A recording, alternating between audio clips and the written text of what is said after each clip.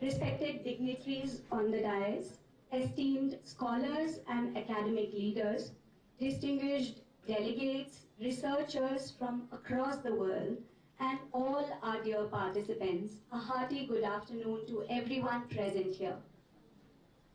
Every conference begins with curiosity. A valedictory begins with reflection. Over the past 2 days, this auditorium has been a vessel of ideas, where theory met practice, where global perspectives converged, and where leadership was reimagined through the lens of resilience. In a world that is constantly changing, leadership is no longer about position or about authority.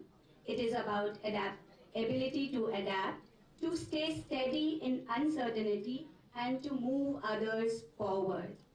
And growth today is not just about being faster or bigger. It is about being responsible, sustainable, and having a mindful long-term impact.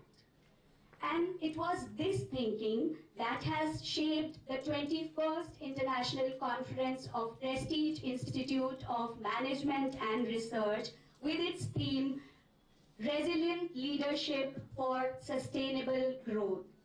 What unfolded here was more than just academic disclosure. It was a collective exploration of how institutions, organizations, and individuals can lead with courage, with clarity, and grow with conscience. As we assemble here for the valedictory ceremony, we do not merely conclude an event, we acknowledge a journey of shared learning, meaningful dialogue, and intellectual collaboration that extends far beyond these sessions. I am Dr. Rashmi Barjatya Rawat, and it is my honor to be your anchor for this valedictory ceremony of the International Conference.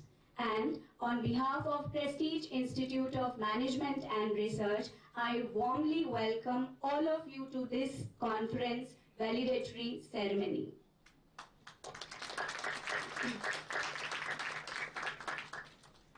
Ladies and gentlemen, as we move forward in this valedictory ceremony, it is time to honor the presence of our eminent personalities whose guidance, scholarship, and leadership have profoundly enriched this conference.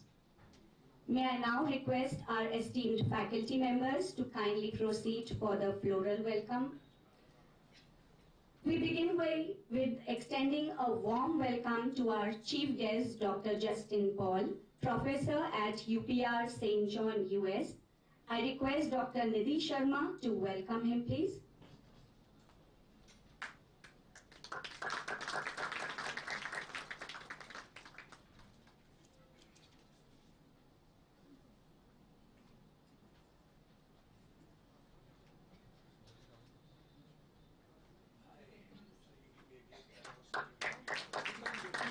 Everyone, please give him a big round of applause.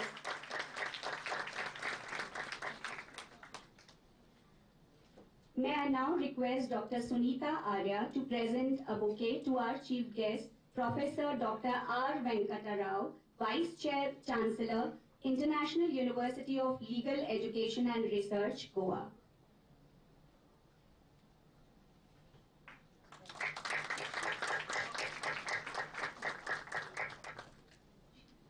Next, we have the honor of welcoming our keynote speaker, Dr. Sandeep Poddar, Deputy Vice Chancellor, Research and Innovation, Lincoln University, Malaysia. I request Dr. Deepthi Bajpai to do the honors, please.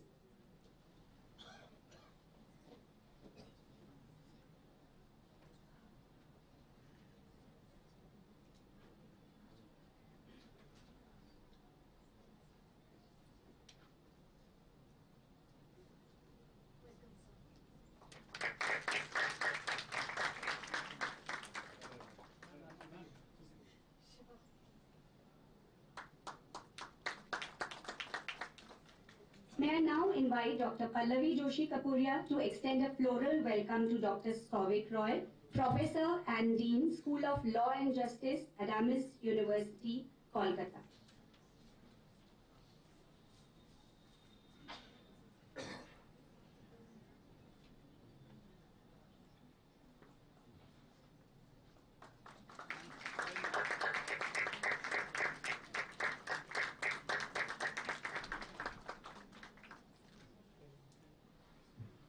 We are also pleased to have with us Dr. Ratan Singh, Vice Chancellor of Jagat Guru Nanak Dev Punjab State Open University, Patiala from Punjab. I request Dr. Meenal Upreti to welcome him, please.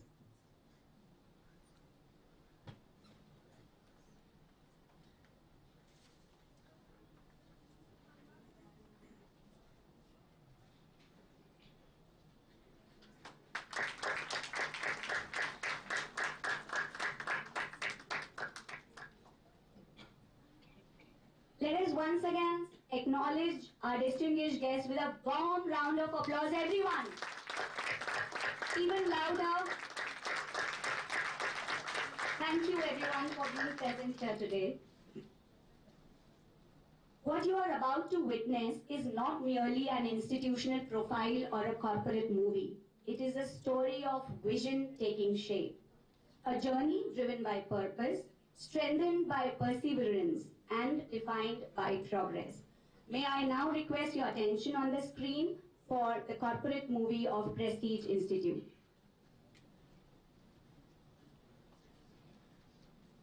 Educating someone is the noblest effort anyone can do in his lifetime. Prestige Education Foundation was founded with the same motive in the year 1994. In its journey, this foundation is nurturing students from LKG till PhD, with the vision of developing students of society as frontrunners and to contribute towards national development. Prestige Education Foundation runs institutions offering courses in management, engineering, law, media studies, commerce, IT, to name a few. With its glorious voyage of excellence in quality education, research and consultancy, the Prestige Education Foundation now stands at a new threshold with its upcoming Prestige University. The man behind this vision is Padma Shri Dr. N. Jain, an entrepreneur, industrialist and philanthropist.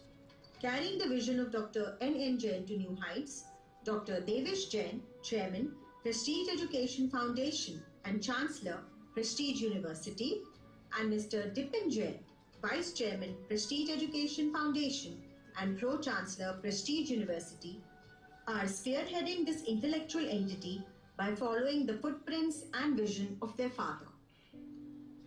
Maintaining high standards as per the norms and directives of higher education and education bodies of state and central government, the institute was successful to get permanent affiliation from the prestigious Devi Ahilya Vishwavidyalaya Indore in the year 2000.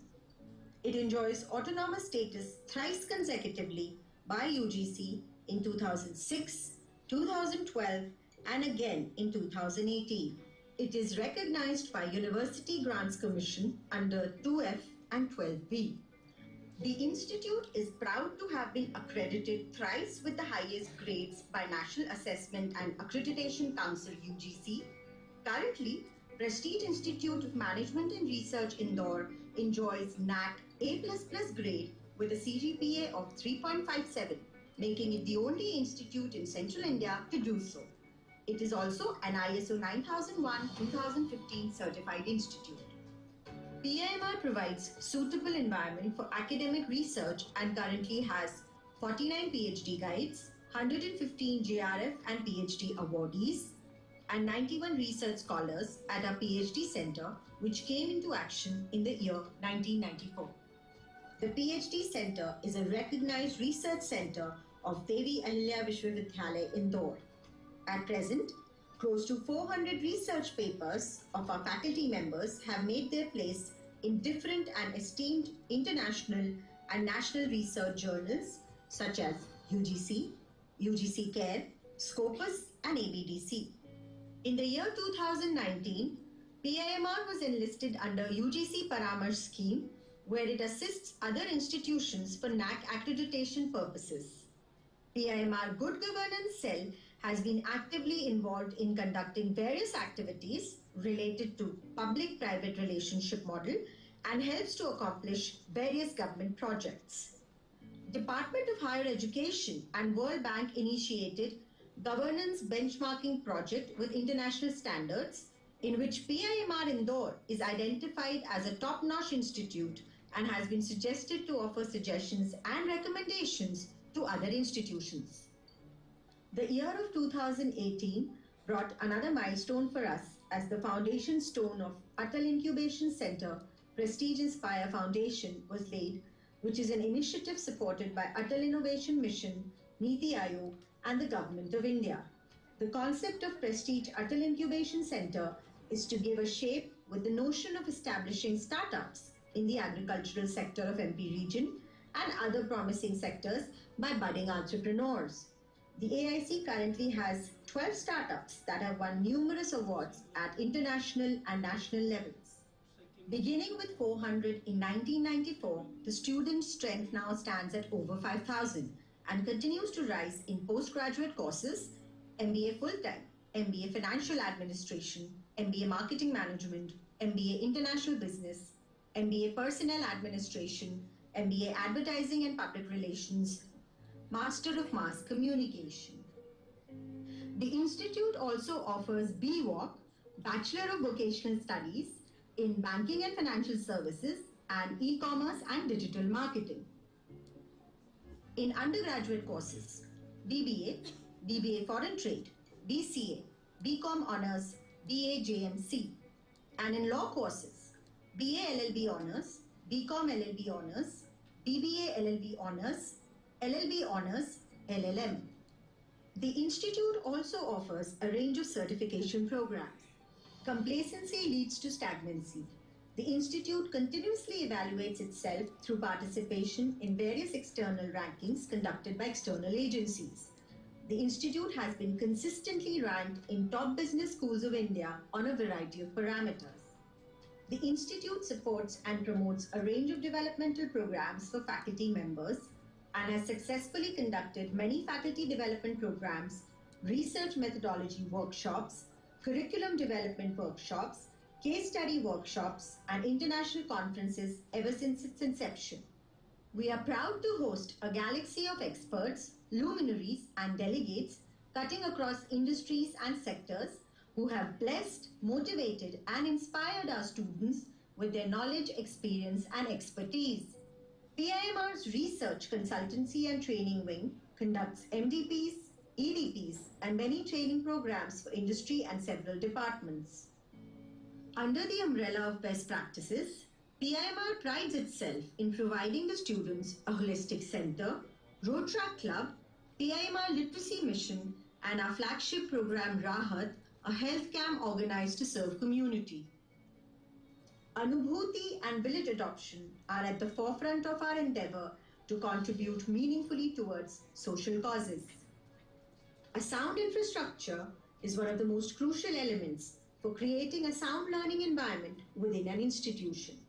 Keeping this in mind, the Institute has been maintaining its advanced infrastructure such as e-library, dedicated English language lab, computer-based simulation lab, and a well-equipped media studio that caters to all the requirements of film and television production. All these have led to the creation of award-winning productions. Department's community radio and Prestige International Film Festival help media students to get contemporary exposure. Apart from classroom teaching, the Institute provides an array of activities and engagement initiatives for students. E-Shakti, a student-driven event, was a joint initiative of Madhya Pradesh Agency of Promotion of Information Technology, Bharti Airtel Limited Airtel, and Prestige Institute of Management and Research, which empowered 120,000 women of Madhya Pradesh by making them computer literate. Regular series of institute industry interactions, student-driven clubs, Central India's biggest youth festival Manthan, are all platforms for students in the direction of experiential and hands-on learning. With our students, We have successfully achieved Guinness World Record of largest backward walk and many other records. We are proud about our supportive and meaningful MOUs with foreign universities and institutions such as University of Illinois Chicago USC, University of California UC Davis, Brandeis University Boston, and Essex School of Management Paris and Lille. We also maintain a list of strong linkages and professional MOUs with industry. The Institute offers global exposure to students through its international linkages in the forms of international internships, industrial visits, foreign certification programs, and short training courses. An institute is known by its students and their success stories. Placements at PIMR have been outstanding, attracting recruiters from diverse sectors. Alumni are the real brand ambassadors, and our institute feels immensely proud of PIMR alumni who are creating milestones in their respective fields. Having made their footprints domestically and globally, our alumni are associated with top leagues across industries. The next milestone in this enriching and engaging journey for PIMR is to be a degree awarding institute. Let's give a big round of applause for PIMR. And now that's what called legacy.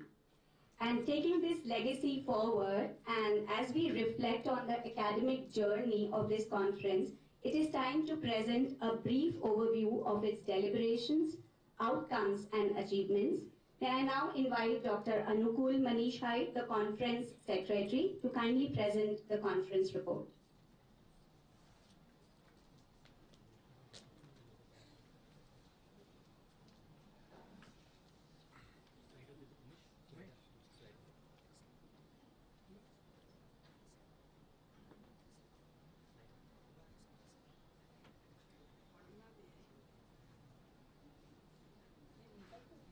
A warm good afternoon to one all present here. It is my privilege to present conference report before you all. Prestige Institute of Management Research Indore has hosted 21st International Conference on 9th and 10th January 2026, which had theme is Resilient Leadership for Sustainable Growth. The inaugural ceremony started with a floral welcome of the guests, followed by lamp lighting by the luminaries on the dais. The welcome address was given by Group Director Sir Dr. S.S. Bhatter Sir, followed by PIMR Corporate Film. Gathering was addressed by Dr. David Jain Sir, Chairman, Prestige Education Foundation, Mr. Dipin Jain, Vice Chairman, Prestige Education Foundation, Mr. Himanshu Jain, Director, Prestige Education Foundation. Institute has signed 2 MOUs with, one was Lincoln University, Malaysia, which was signed between PIMR and from Malaysia, Dr. Sandeep Poddar, Deputy Vice Chancellor, Research and Innovation. Then second MOU was signed with Alliance Friendsides with, the person was Dr. Vincent Robin Cassidy, Regional Director Alliance. The galaxy of academicians, researchers, experts, and students witnessed the felicitations of Jurist Award to Professor Dr. Manoj Kumar Sinha, Dharmashastra National Law University, Jabalpur, PIMR Outstanding Alumni Award to Mr. Vijay Agarwal, and one more award, PIMR Young Researcher Award to Mr. Dr. Dhiran Kumar Pandey. The ceremony was followed by their addresses. Keynote address was given by Lieutenant General Kulbhushan Hanuman Gavaskar. He is CEO Telecom Sector, Skill Council, New Delhi. Ms. Sophie Hanconet gave presentation on the importance and usage of French language in higher education of India. Special speaker Professor Dr. Rajneesh Jain, Chairman Board of Studies, DAVB Indore, gave real examples from the corporate world highlighting resilient leadership. One status paper was also released. The authors are Ms. Isha Joshi, Dr. Gopal Kar, and Dr. Charu Maheshwari. Conference brochure for the next one, that is 2027, was also released. E-souvenir was released by the faculty members who were present over there. PhD awardees were given certificates as a token of appreciation by the PIMR Institute because we are having the center of PhD.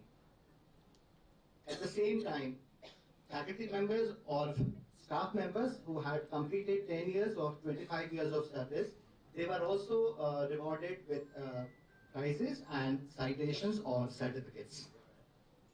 Employees who took least leave in the last academic calendar year, they were also rewarded. A book on business development unplugged, authored by Dr. Pranay Karne, was also released.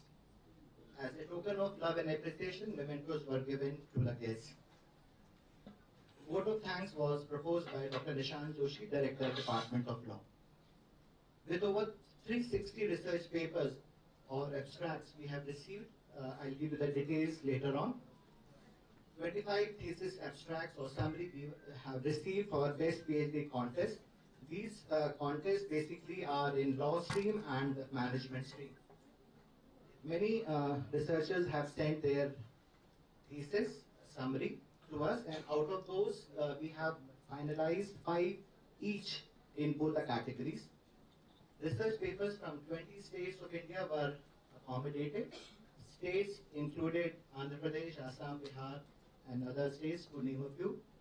A significant number of participants hail from reputed international universities with noble representation from Poland, Brazil, Nigeria, Vietnam, Canada, Bangladesh, and US. Editors' meet took place, which had 6 guests: Dr. Nirmala Bandyopadhyay, Ms. Priyanka Gilani, Dr. Dharen Kumar Pandey, Dr. Souvik Roy, Dr. Shad Ahmed Khan, who explained research paper publication to great length and breadth.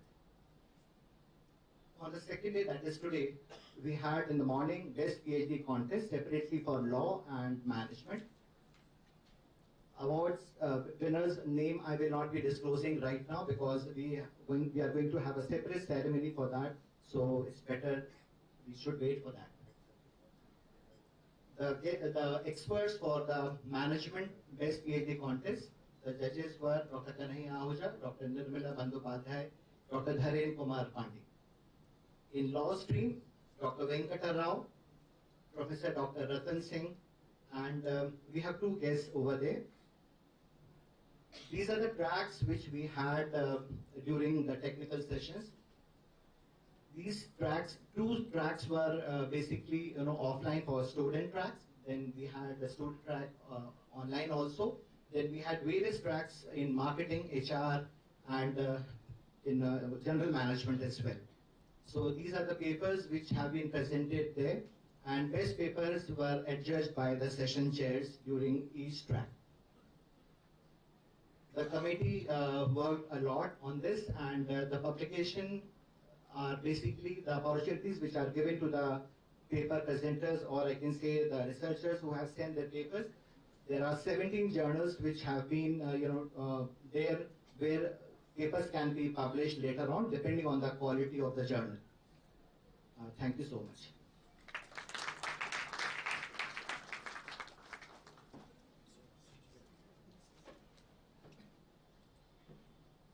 Thank you, sir, for enlightening us with what happened in the conference in these 2 days. And since we have come to the last day of this conference, I now invite Dr. S.S. Bhakar, Group Director, to present a concluding remark for the conference.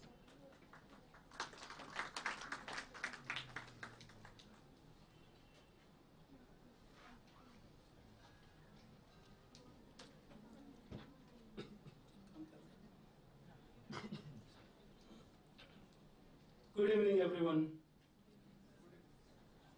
Afternoon, effect. So good evening is very, very shallow. I mean, it is not showing the hurt. It is not coming out properly. Good evening, everyone. Good evening, Honorable Chief Guest, Professor R. Venkat Rao, Vice Chancellor, India International University of Law and Research, Goa. Distinguished keynote speaker, Professor Justin Paul, Puerto Rico University, USA. Distinguished Research Fellow, Corvinus University of Budapest, Chief Editor, International Journal of Consumer Studies. and past Provost, Nasimaji University, Mumbai. Respected Dr. Sandeep Poddar, Deputy Vice Chancellor, Research and Innovation, Lincoln University College, Malaysia. Professor Sovik Roy, Professor and Dean, School of Law and Justice, Adams University, Calcutta. Dr. Colonel Subramaniam Iyer, Director UC, Professor Nishant Joshi, Director Law Campus, Dr. Sanjeev Patni, Director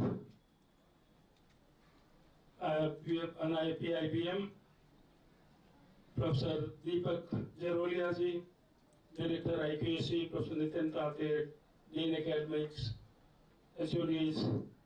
Professor Himanshu Pandey is also present in the audience. Faculty members and the students present in the valedictory session, I welcome you all in the valedictory session. We've had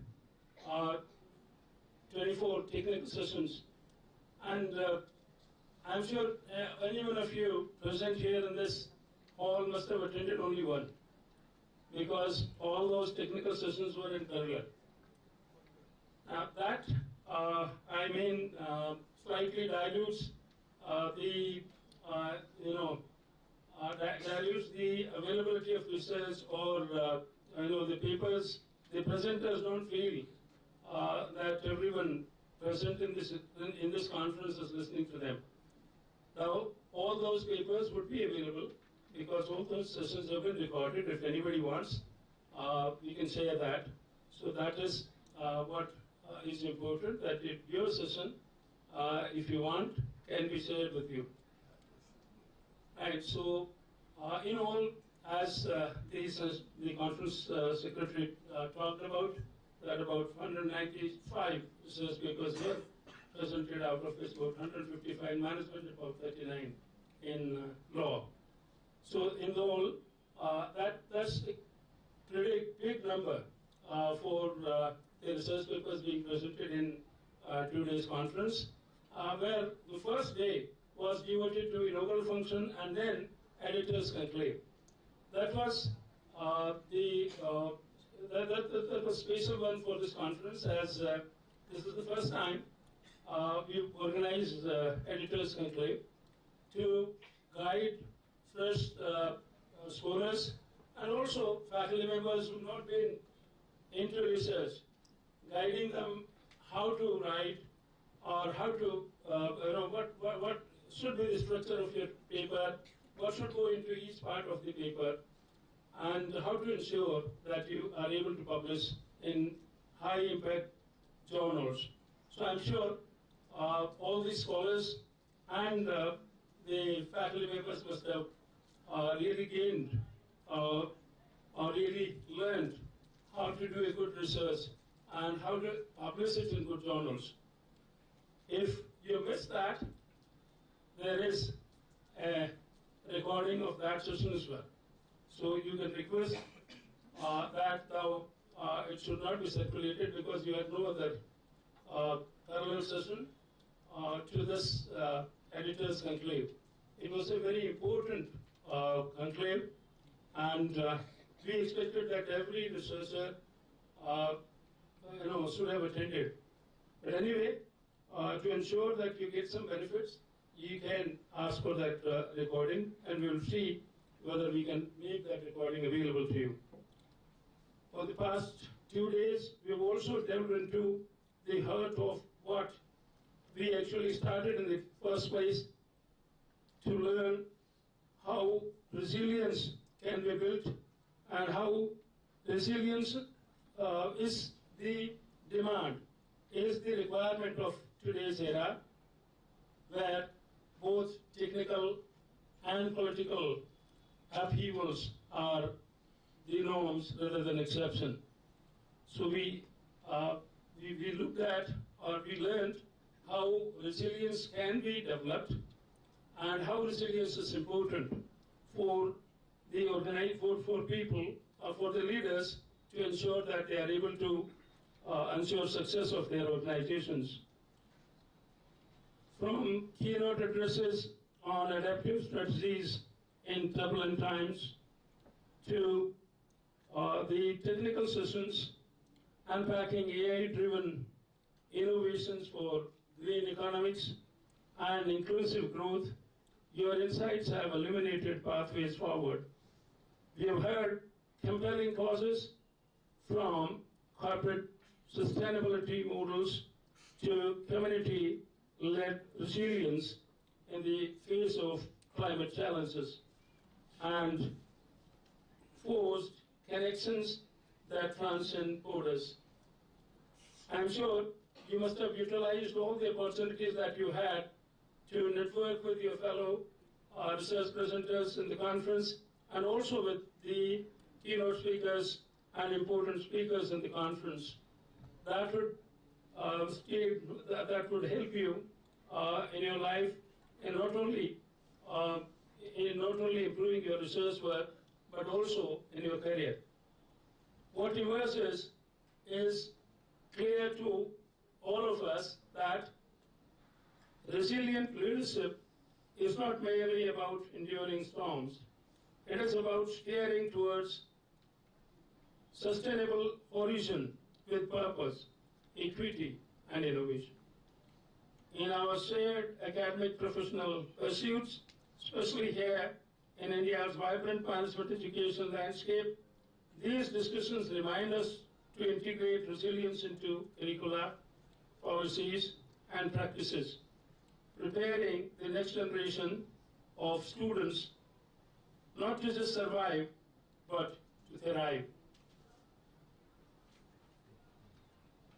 My heartfelt gratitude goes to the keynote speakers for their wisdom, session chairs for their stewardship, delegates for their vibrant participation, and organizing team for their tireless efforts.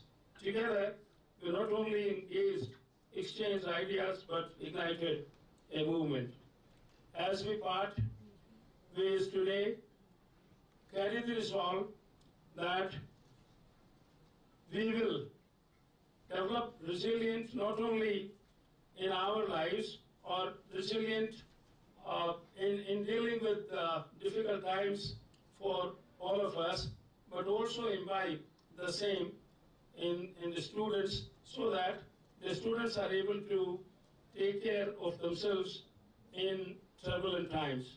So with that, I congratulate the organizing team for organizing an excellent conference and all the other committee members who actually tirelessly worked for the success of this conference. It's an outcome that is the result of your tireless efforts of maybe multiple months that has resulted into this conference. The success of this conference depended largely on what you did in the last 2 months, and that was the reflection in the last few days. So, and I'm pretty sure that we'll continue doing the same in other activities that we organize at national and international level. Thank you very much for being part of this conference.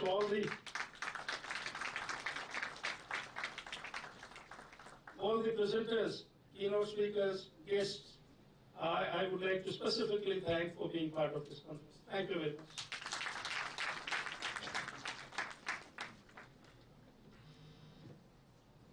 Thank you, sir, for your encouraging words. And now we move to the most important part or the segment of this conference. And it is our privilege to have with us Dr. Justin Paul, our chief guest, a globally recognized scholar whose work spans international business strategy and management education. A brief audiovisual will introduce his academic profile.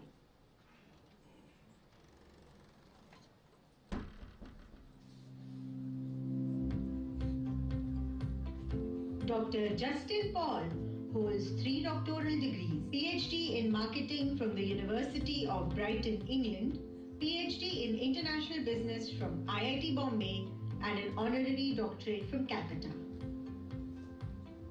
Ranked among the world's top 72 highly cited professors in business, his total downloads exceed 1 million times. He transformed the International Journal of Consumer Studies as a Q1 journal on Web of Science and Scopus as chief editor. He has published 3 best-selling case studies with Ivy and Harvard.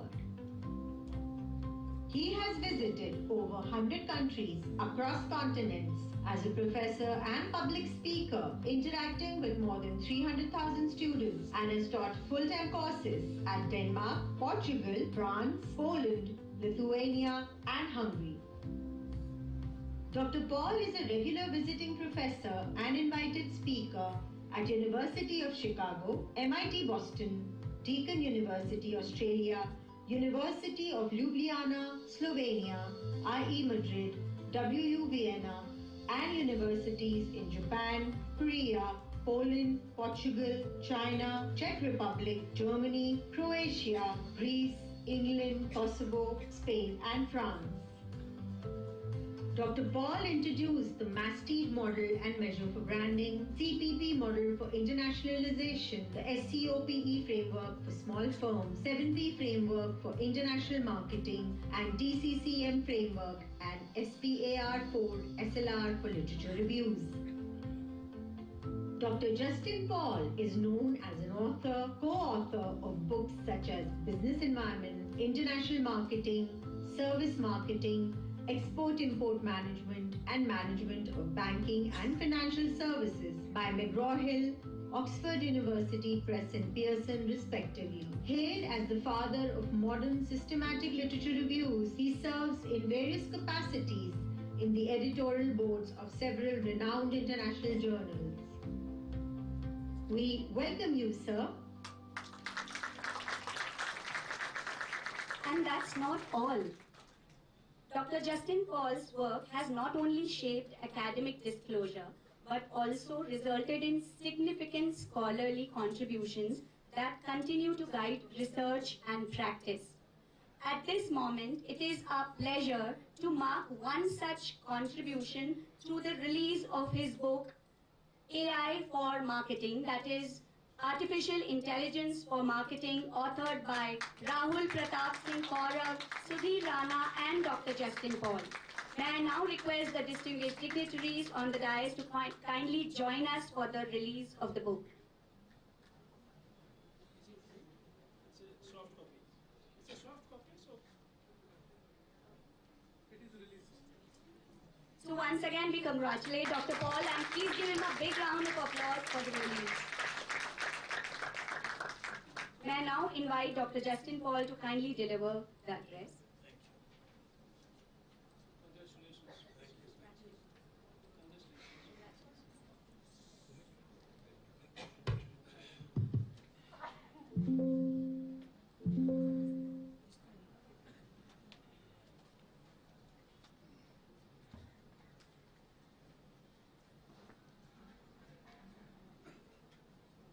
Respected Vice Chancellors, Professor Walker, other dignitaries on the dais, off the dais, ladies and gentlemen. Let me start congratulating PIMR for organizing this conference in a meaningful way to disseminate knowledge and to share the information with researchers as well as students every year. It gives me immense pleasure to come here.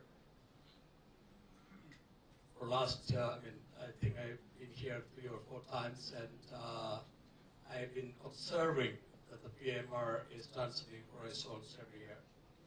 I do have pleasure to, just as a token of appreciation, because, and also it's a coincidence that just a few days ago, America's ranking authority, Scholar GPS, has come out with the first ever hierarchical ranking of scholars, 30 million scholars worldwide in 14 subject fields. And in business administration, the lifetime hierarchical first rank goes to Nobel Prize winner Eugene Fama And in the last 5 years, performance based on geometric mean index of citations, H-index, and number of index publication comes to me. And it's a real honor for me. And I must do something to appreciate the PIMR on this occasion. So I would like to congratulate and appreciate the efforts of PIMR with a shawl to give it to the your Director General, Professor Bakar, as a token of appreciation for all the good work. Yeah.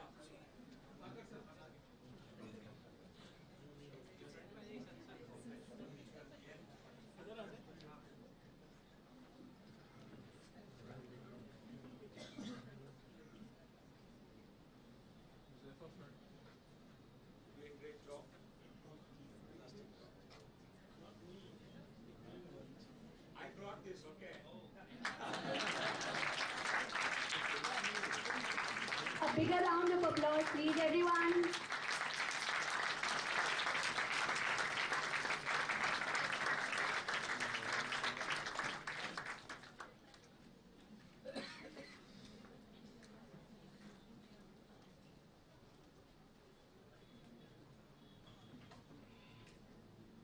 We need to appreciate and encourage dedicated work with determination. Whoever is doing dedicated work with determination deserve appreciation.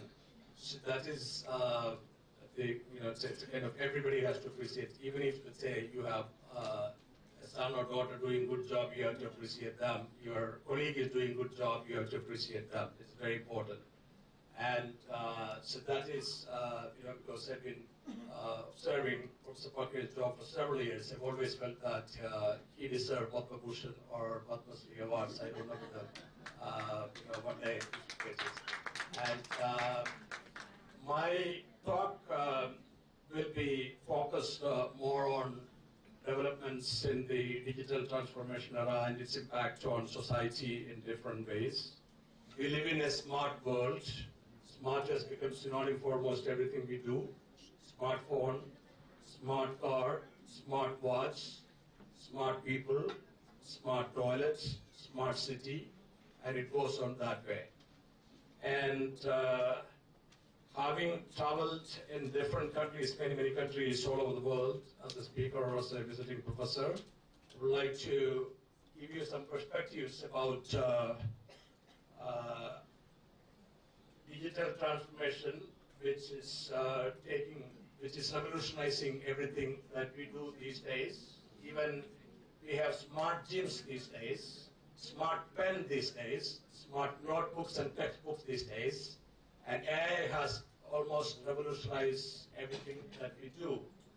This is an era of mobile apps, this is an era of artificial intelligence, and this is an era of social media. And we have to learn to leverage. The main message I would like to convey today is learn and leverage, L and L. Those who can master the art of learn and leverage, they will emerge as winners, and they will emerge as fast movers. Only if you are fast movers, you will succeed in this world. I remember I did not have enough money when I was 24 to go to Australia, when I wanted to go to Australia. But today I'm very happy because of hard work and dedication, determination. So I have earned enough laurels and recognitions as well as wealth and health. I don't know whether I'm healthy, but enough wealth. So, and what I also would like to encourage you to motivate, to work hard with determination and dedication. And because if someone introduced ChatGPT for us, we have to learn ChatGPT within 1 week and leverage using ChatGPT. That should be the attitude. Some other AI tools have come up, like PaperPal or Quillbot or whatever kind of things. So Grammarly, we have to start using that for our research and increase our productivity and efficiency at the speed of light. We have to be fast movers. That is the important thing. That is very important. This is an era of artificial intelligence. So our book is also about AI for marketing. And everybody is aware of ChatGPT. I'm not sure how many of you are aware of other AI tools that have come up during the last 1 year. If you're not aware of, please make sure that tonight you spend 2 hours to look at what are the available AI tools and try to learn them and try to master them and try to use them to leverage the opportunities arising out of different AI tools, for brand building, for different other reasons, for even creating a video, lot of reasons, lot of things you can do with different AI tools. And even if you're a professor, you can create PPT, PowerPoint slides using different AI tools. Gone are the days of spending hours to create PPT manually. Here comes the day, and it has already come. I created 15 PPTs last week. All came in 1 minute. Okay. So start using those, do all those kind of things if you are a professor. Save your time, valuable time. And everything comes fantastically, with fantastic design, color combination. So we have to embrace all these AI tools. And social media, this is another revolutionary thing which has revolutionized everything that we do. Traditional print media or newspaper media is dying. So almost all newspapers have reported huge loss, or if not loss, subscription is falling down with social media, because people get news from social media, people get news from TV channels or YouTube channels, and people post almost everything on social media. Even colleges or companies, they don't have to advertise in print media, in newspapers anymore. So they can just advertise on social media and reach out to people, because almost everyone in 20s and 30s are on social media actively every day, starting with LinkedIn. So for example, LinkedIn has a 30,000 limit. Already, I have more than 40,000 people on LinkedIn, and LinkedIn blocked me to connect with other people because of 30,000 limit. Like Facebook has 5,000 limit, So, but social media, we have to use social media and all the digital media. And if you are a marketer, make sure that you also leverage digital marketing opportunities, because marketing is no longer traditional brick and mortar marketing. Marketing is also very much, it has become digital marketing these days. And people use social media. This is a research scholar in Delhi. I met her in a conference, and immediately she posted on her social media. So social media can make, social media has power. It is influencing. It has become influencer in many different ways, and many people have 10,000, 15,000, 20,000 followers on social media. Even when I was provost means vice chancellor, I was given provost designation in Bombay, but I left and went back to America after 16 months. In America, there is no terminology called vice chancellor. All universities are headed by provost. So vice chancellor is a British terminology.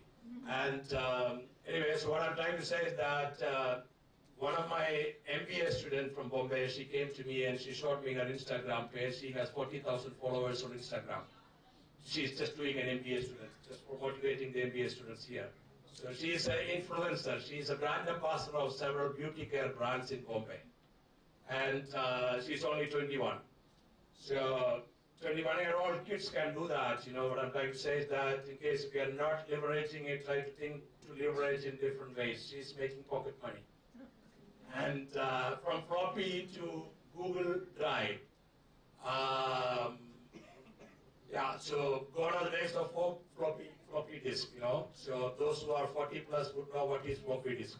Those who are, 40 minus wouldn't know what is floppy disk, because they have not seen floppy disk.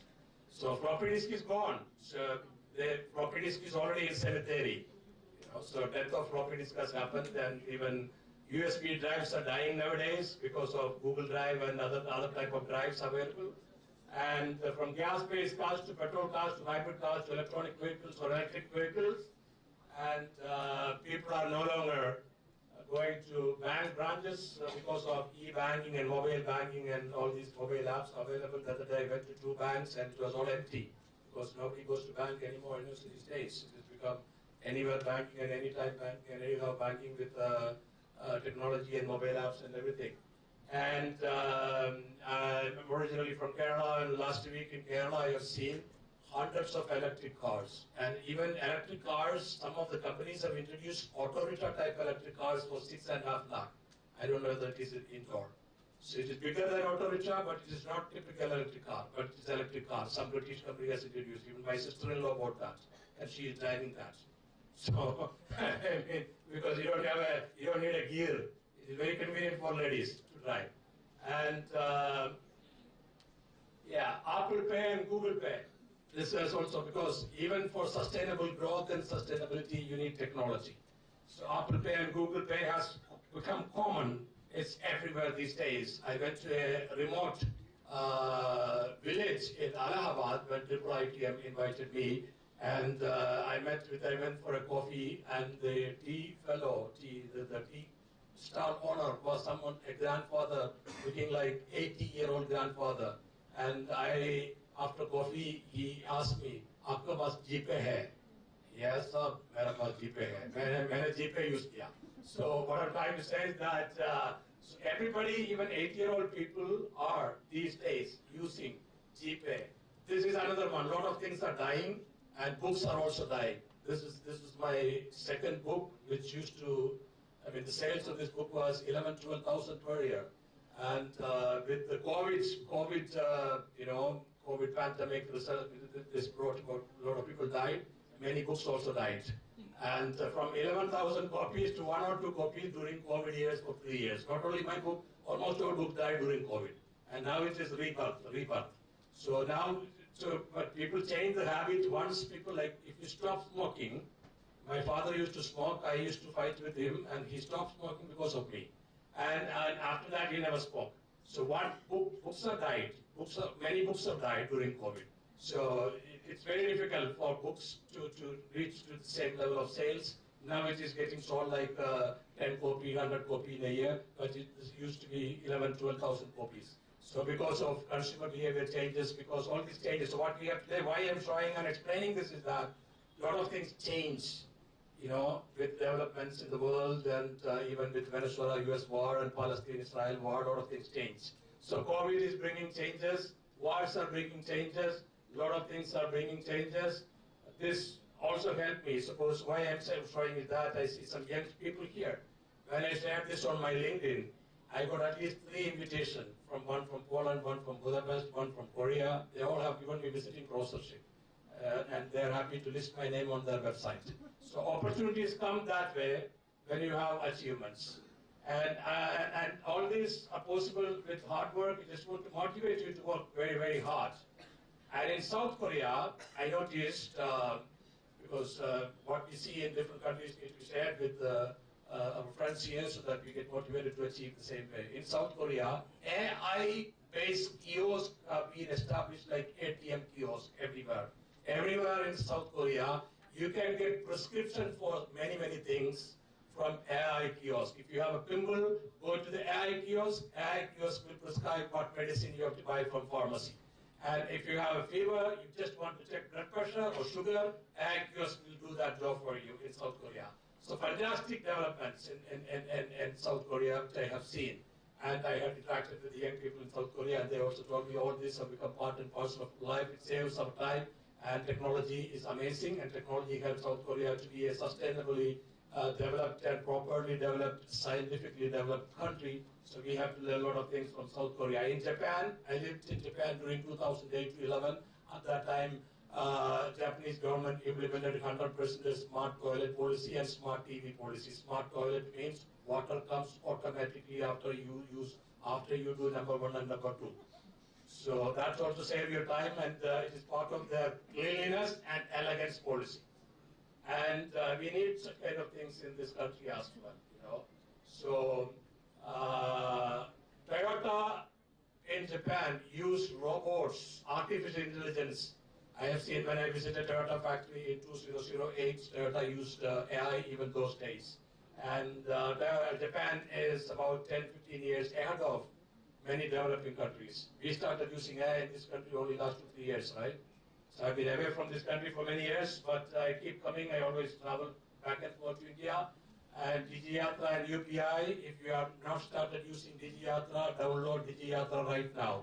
This is one of the major breakthrough achievement of this country, DigiYatra. Download right now.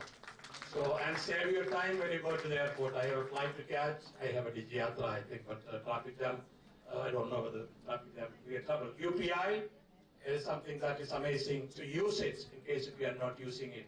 I hope you know about DigiYatra. Otherwise, policeman will take your time at the airport.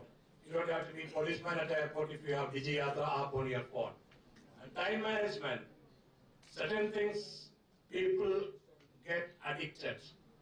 Smoking is an addiction. Drinking alcohol is an addiction. If you develop that habit, it's difficult to stop. Same way, texting on WhatsApp is the new addiction. Texting on WhatsApp. Many people spend 3 hours just to text on WhatsApp. Only if it is important to text on WhatsApp. Okay. So otherwise you get addicted, you are wasting your time, you are wasting others' time. Secret of success of many successful people is effective time management. Otherwise, you cannot be successful in your life. It is very important. We understand that this is an era of digital transformation and WhatsApp and everything. This is an era of mobile devices, social media, Internet of Things, and cloud computing. We have to learn and leverage all of them strategically, and manage our time effectively. And it is very important. You know, on 1st January, I got at least 200 Happy New Year messages on Diwali Day. I got many, even people I don't know, they send me messages. So it's very difficult. They are wasting their time, they are wasting my time also. I mean, if you know them, it's okay. Happy New Year, you know. So Happy New Year is okay. What I'm trying to say is that send it to people you know. So no need to send it to people you do not know. Of course, it is a good idea to make friends, but sending on a New Year day is not a good idea at all, because everybody gets 100 messages, your message will get ignored. So send it on some other day and make connection and friendship. It is important to make friendship. Based on my experience, I tell you, friendship is very important, and friends will be there to help you, and strangers will not be there to help you even if you face crisis. I lost my wallet with 1,000 euro and 4 bank cards when I was in Spain when I reached the airport because of overnight journey and tiredness. And I was like a beggar in Madrid street, and no stranger paid me even 1 euro. I went to police station in Spain, I met a male police, I requested him. I also speak some Spanish. I requested him, he did not help me. Then there was a lady police sitting here, Spaniard lady police. I thought lady will fall in love with me and give me 2 euro. And I asked for some euro, and she also did not give me. And so I was like a beggar. So, and then fortunately I had a train ticket to reach to my conference hotel. Only people who invited me, they knew me, and they, some of them had met me before. Only they helped me. Otherwise, I would have got lost as a beggar in Spain. So what I'm trying to, based on that experience, I'll tell you, you have to make maximum friends. Okay. So maximum friends. If you face any problem, financial problem or health problem or some problem, only your friends will help. Strangers will not help you at all, anywhere you go. QR code has become part of our life. Everywhere these days we have QR code. It is also part of sustainability. This is the program that I did in Spain. I was talking about my wallet story in Spain. And metaverse is another thing, digital financial transactions everywhere. What is this? This is check, right? Died or death of check? Gone. Okay. So Google Pay and Apple Pay replaced check. Check is gone. Entrepreneurship has become digital entrepreneurship. It has become very, very important these days, digital entrepreneurship, because if you do traditional brick and mortar entrepreneurship, you may not succeed. And people were, this was before COVID. I went to this Stockholm Business School and a conference in Croatia also. I was a keynote speaker in Croatia. And why I'm showing is that during COVID, everybody was scared even to meet up. These are 2 pictures of pre-COVID. Now this has come back. But pre-COVID, during COVID, and now it is post-COVID, a lot of changes.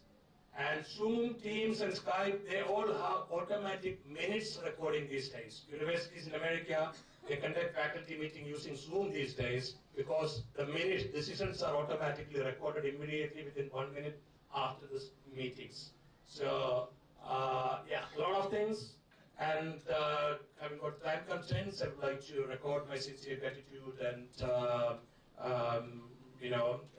sincerely thank PIMR for this invitation and PIMR's Director General Professor Bakar and every other professor, including Anpur, who is director of this conference for this invitation. I wish all the best in case if you would like to stay in touch or have any questions and any small help or friendship.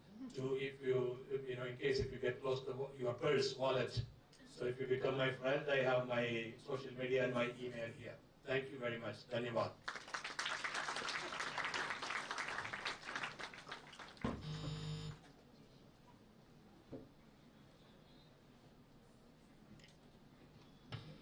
Thank you so much, sir.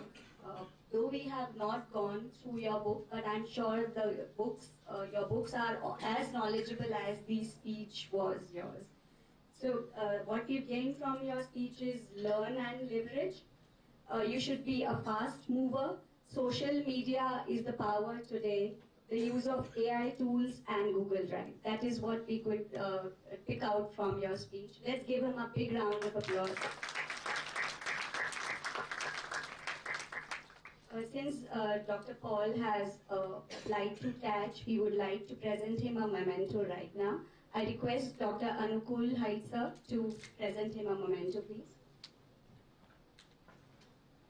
The internal team, please coordinate.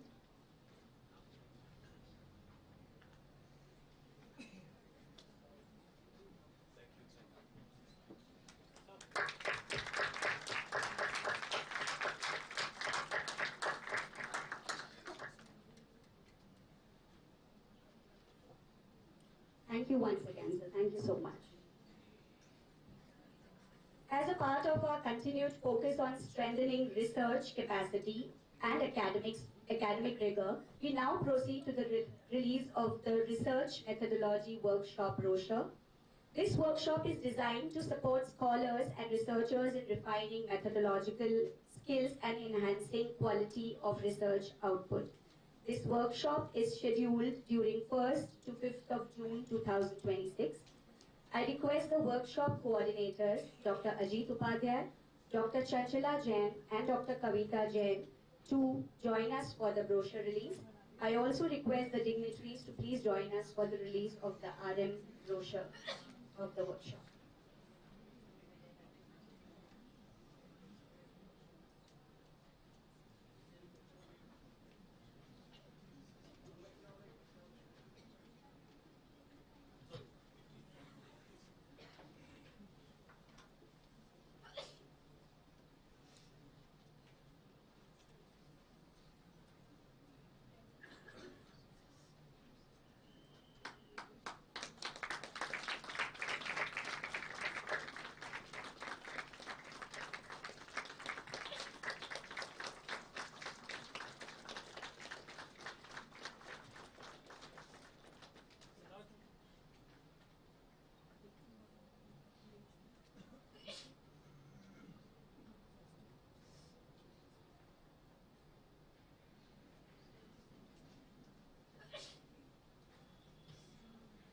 Thank you so much, everyone. Ladies and gentlemen, I'm sure there are some boys and girls as well, for them too. It is our privilege to have with us Professor Dr. R. Venkat Rao, Vice Chancellor, International University of Legal Education and Research, Goa, as our chief guest. A distinguished academician and administrator whose contributions to higher education have had a wide and lasting impact. A brief audiovisual will present his profile and professional journey. Please have a look at the screen, everyone.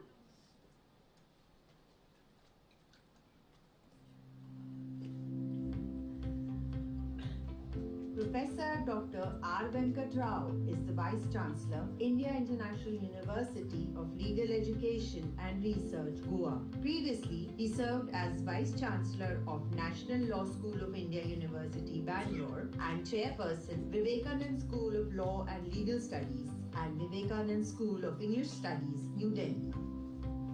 With over 45 years of teaching and research experience, Professor Rao's academic qualifications are BA Honours Lit, MA Lit, Masters of Law, PhD and LLD Honours Causa from Utkal University.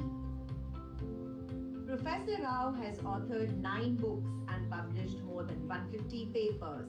He has successfully guided 3 LLDs and 19 PhDs. He has visited more than 30 countries for his academic and research activities.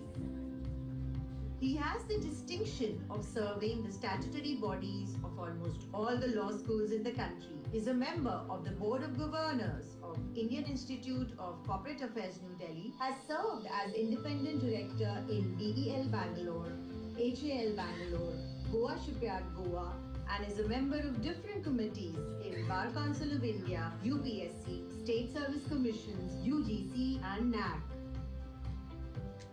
He was awarded Professor N.R. Madhava Menon Best Law Teacher Award in 2018 for outstanding services to the promotion of quality legal education, MIT Academic Excellence Award twice in 2017 and 2019, Attorney General K. Parasaran Award for outstanding scholarship in legal education in 2019. Professor Dr. R. Venkat Rao has the distinction of receiving gold medal for the best PhD thesis from the Andhra University in 1993, the Best Researcher Award, the Best Teacher Award, the Best Vice Chancellor Award for outstanding contribution to education. We welcome you, sir. May I now respectfully invite Professor Dr. R. Venkat Rao to deliver his address.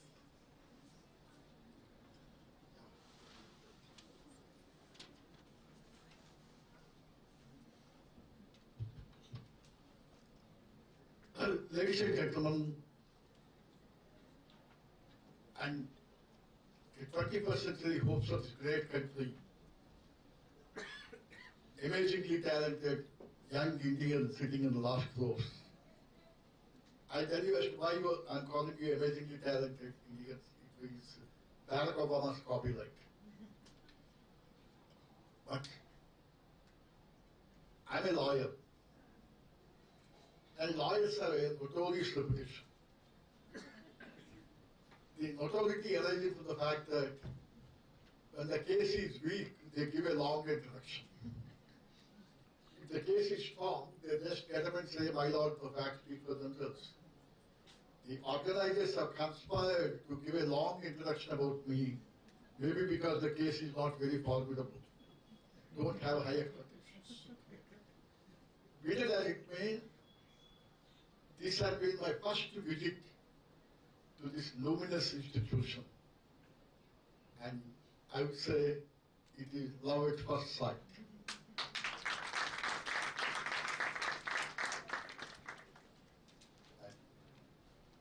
Ernest Hemingway says, when the heart is full, the lips will be silent. My heart is full today. I'd like to speak something and start with as to why I have called you amazingly talented Indian youth. Barack Obama, who was a professor of law before becoming the President of the United States, was seeking votes for the second term of his office. He came to Silicon Valley, where my brother was present. He was a US citizen. And he started addressing them, fellow Americans, I'm proud of you. Look at the last 4 alphabets in the word American. I can, they say. And you have proved to the world that you can. NASA is the world's space capital. Silicon Valley is the IT capital. But may I ask you one question? Who is there in NASA? Who is there in Silicon Valley?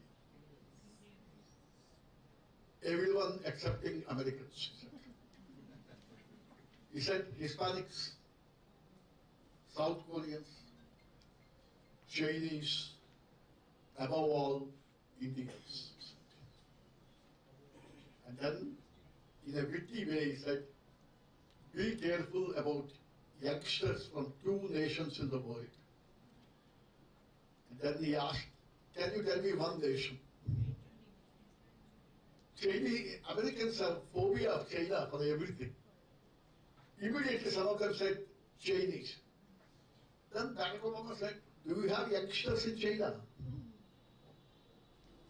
Because of the skewed population policy that was observed in 1960s during the height of Cultural Revolution, when couples in their reproductive years either opted for no child or for one child. Today, for every young person, there are 7 elderly persons in the United States.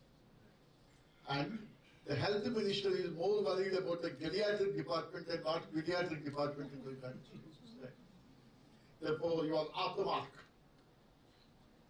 One country is South Korea, he said. And the second country is India. The youngsters from India are not prepared to settle even for the second best. They want better than the best. And this institution is giving better than the best has been. I'm not exaggerating even a wee bit. But then he said, till yesterday, IT might have stood for information technology. But from today, I would say IT stands for Indian talent. That Indian talent you know. And when Barack Obama stopped at IT standing for Indian talent, the famous writer Guru Charan Das, who wrote such masterly books like The Difficulty of Being Good, and then recently India Grows at Night. In fact, in that book release function, I was present on the dais in Bangalore along with Guru Charan Das and Girish Katak. And I whispered in the ears of Guru Charan Das, Guru Charan ji, why did you give the title India Grows at Night? You know what he said? Professor Saab, have you read the book? I said, I'm your favorite, I have read all your books. I should not tell a lie, but don't you think? I said India grows at night, maybe because the government would be sleeping at night. But then he said, the real reason is, what is daytime for India is nighttime for the United States and Europe. And what is nighttime for us is the daytime for them. All our talented graduates are going there and working for the growth of the nation. And therefore I said India grows at night. There he did not stop. Where Barack Obama said IT stands for Indian talent.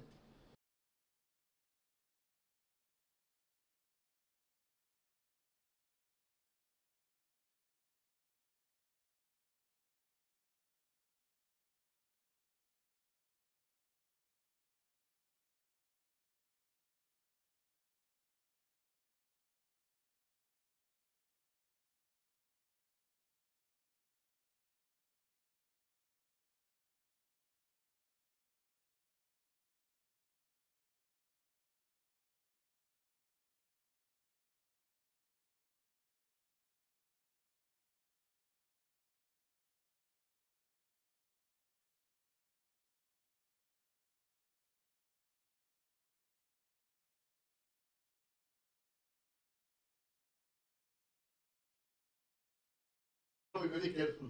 He said, perfect human being is God, and imperfect God is human beings. Perfect human being is God, and imperfect God is human being, and education is that removes those imperfections. And then he says, education is the manifestation of perfection.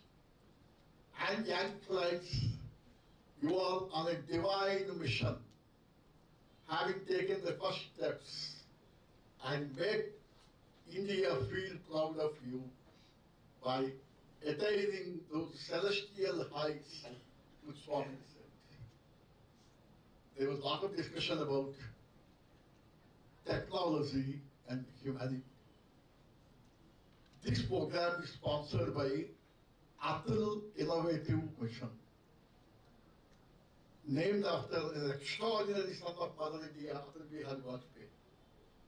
In one of his poems, Atalji says, follow me very carefully, internet may be important, but internet is more important than internet. That's what he says. Internet may be important, but internet is more important than internet. Never lose connectivity with your internal self in the name of connectivity with the outside world. Today there is a school of thought which says the most disconnected people are with the connectivity apps. And let not technology dehumanize them.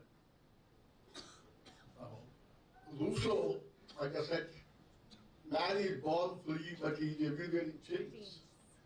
But the same person, if he comes today, he will say, man is born free, but he is everywhere in digital chains.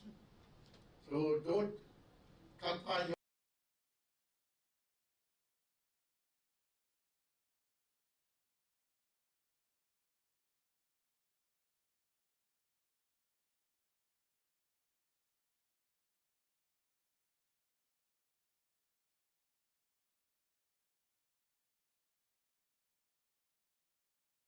judge for a debate competition conducted by schools in Bombay for the students of 9th and 10th class. A little angel studying 9th class came to me.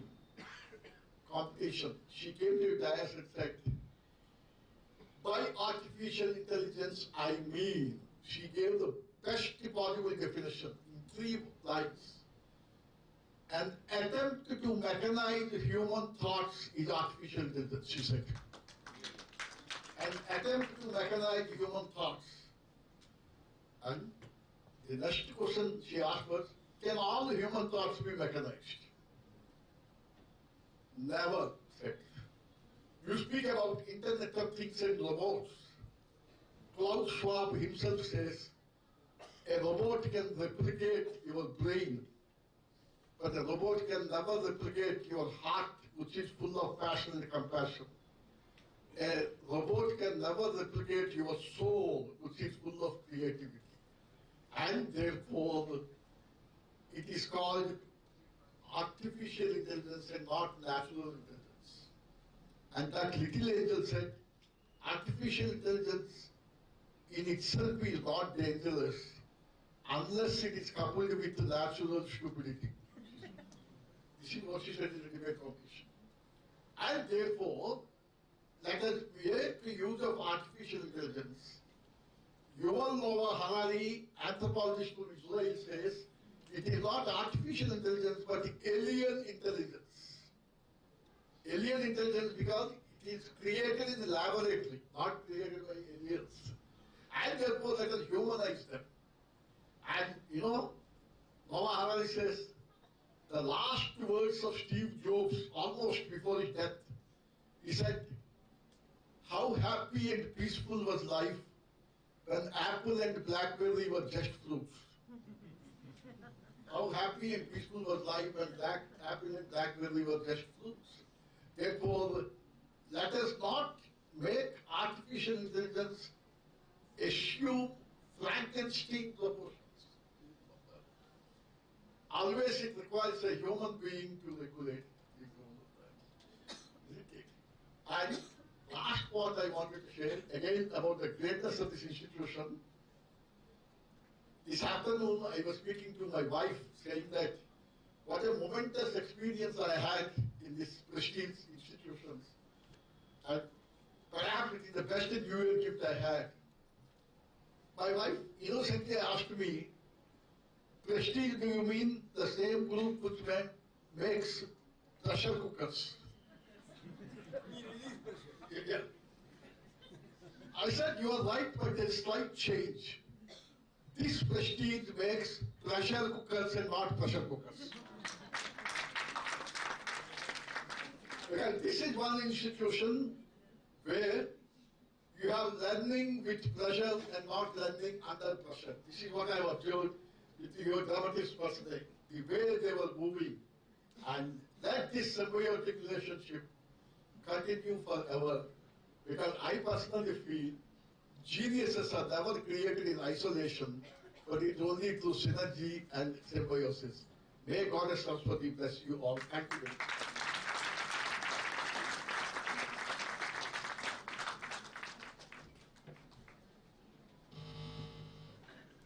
Thank you so much, sir, for giving us all those life lessons we will always remember in our lives. Thank you so much. And I wish and hope your love at first sight remains your love forever. Thank you. Continuing with our proceedings, we are honored to welcome Dr. Sandeep Poddar, Deputy Vice Chancellor, Research and Innovation, Lincoln University College, Malaysia, a leader whose contribution to building robust research and innovation ecosystems are widespread. To offer a glimpse into his academic journey and professional milestones, we invite you to view a brief audiovisual presentation.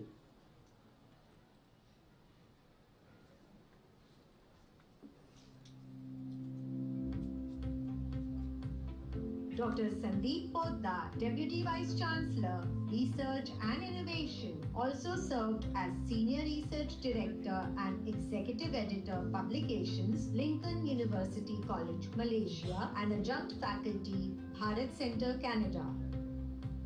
Dr. Sandeep graduated from the University of Calcutta in 1993 with honors in zoology, obtained postgraduate diploma in dietetics from All India Institute of Hygiene and Public Health in 1995, Master of Science in Zoology with specialization in biochemical genetics from the Yalbagh Educational Institute in 1998 with distinction. In addition to this, he has obtained Master of Business Administration from Lincoln University College in 2021. He completed PhD in Zoology from Vivekananda Institute of Medical Sciences in Cytotoxicity in 2004. After completing PhD, he pursued postdoctoral research in different projects on hemoglobinopathies and oral cancer mutation. Associated in establishment of molecular diagnostics laboratory, at present under Decent Hospitals, Kolkata, said biotechnology laboratory at college in Hooghly, West Bengal, under University of Gurdwara. Dr. Sandeep Poddar has published more than 250 research papers, filed more than 50 patents, organized international conferences, and edited books in USA, Malaysia, Australia, and India. He serves as guest editor for several reputed journals and is an active member of organizations like ISCA, ISNA, World Academy of Sciences, Mental Health Innovation Network, and fellow member of World Researchers Associations. We welcome you, sir. May I now invite Dr. Sandeep Poddar to kindly deliver his keynote address.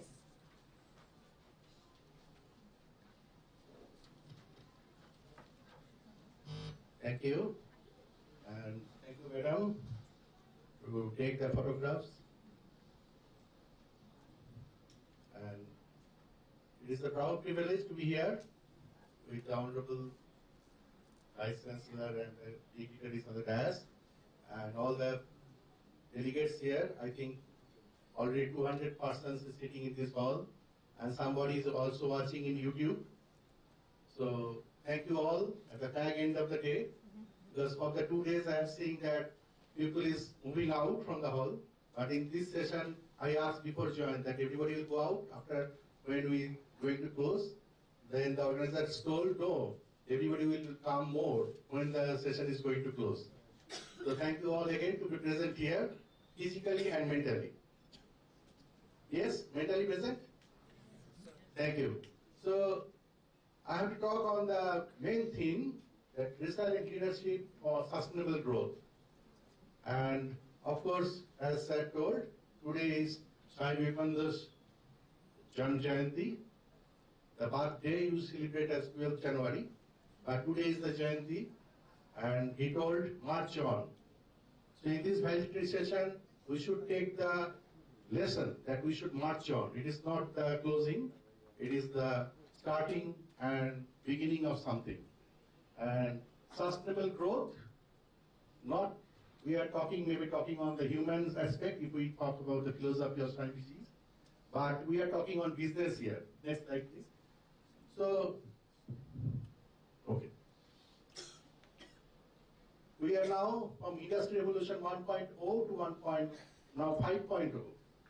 And the revolution we are now in 5.0, that is talks about the human-centric approach. Previously, Industry Revolution 4.0 also IT-centric, AI-oriented, and 5.0 is more human-oriented. As said, telling that AI cannot replace the human fully. Of course, we cannot replace the human AI, but human-centric approach means if a person is autistic or something, there should be target the person and give support. The AI should support that person differently. The person sitting in the front row is having more eye strain for this LD screen. And person sitting in the last row, they feel tired because long distance of the LED screen.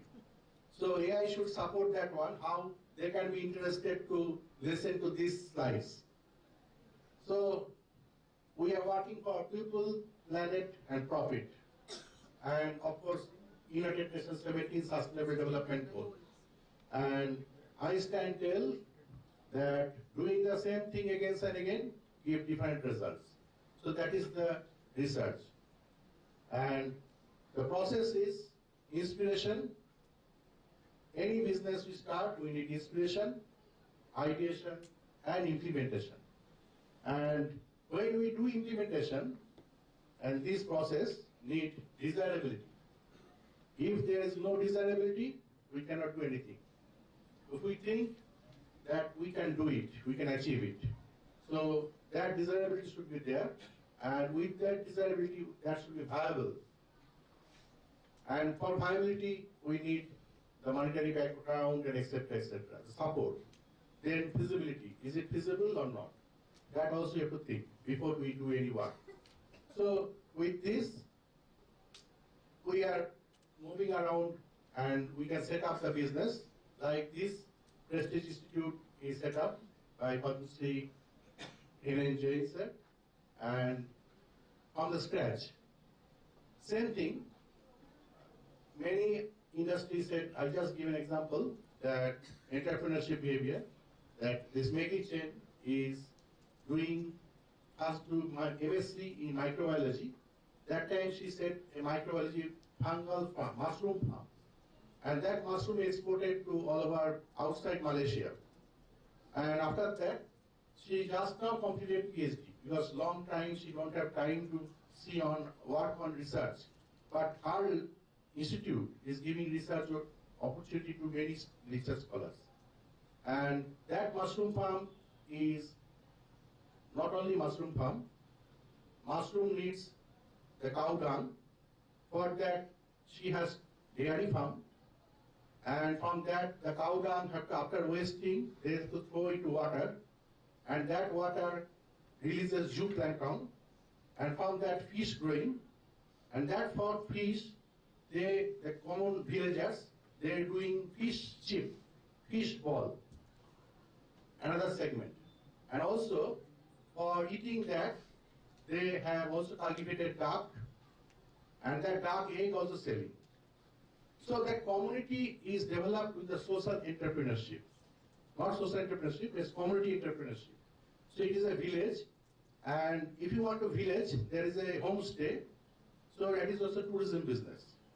So it's a compact business, and giving to the full village is uplifted with simple mushroom farm.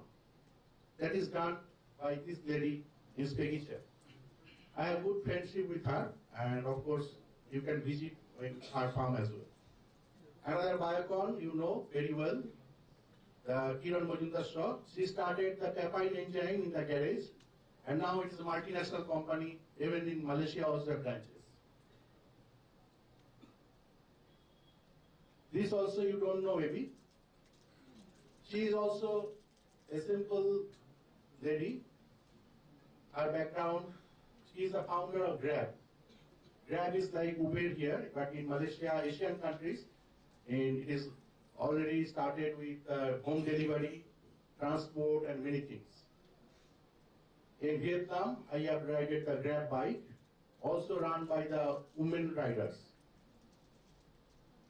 She is done the MBA from UK, McKinsey, in Malaysia working. That time she had planned the Grab. And during COVID time, the Grab is engrossed the society. And now without Grab, we cannot think. In Malaysia, everybody ordering through Grab. Food is coming by Grab. Anything we buy also Grab. Going to airport also by Grab. So it is an example of social entrepreneurship. Every day new people is getting job. And it is own job. Means if I want, I can leave. If I don't want, I don't want. And of course, this is the business strategies, and when we called about resilience, the dead horse theory we should remember. As all of you have business background, I don't have to teach you that when the company business is not moving, we have to do some changes. And if we do changes, there is some leadership need, and there comes the leadership that there are many persons that we are busy, we don't want to take help, we don't want to change, etc., etc. So we have to rethink, reorient, and reinvent. So that is the unfreeze, change, and refreeze theory. And if we don't want to change, that is the Kubler-Ross drift cycle model, that when we don't want to change, we keep there, and we make frustrated that we cannot move forward. As Dr. Justin Pal just now told, that we have to adapt immediately, Digijatra, etc., etc. But still now I don't have Digijatra. I also don't adapt.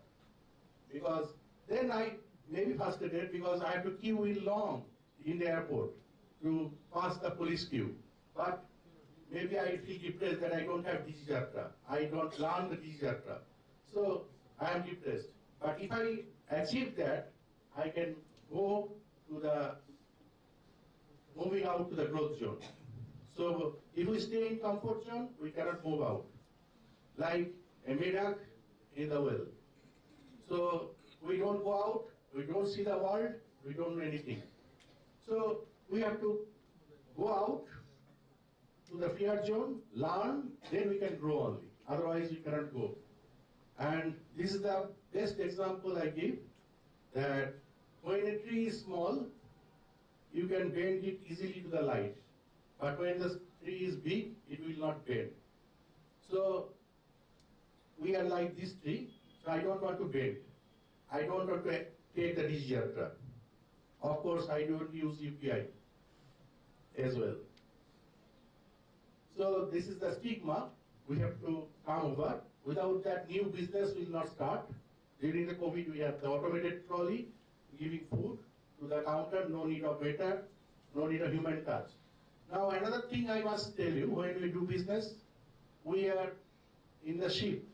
Suppose we are in the ship, we are in the organization is moving, and we know where it can go.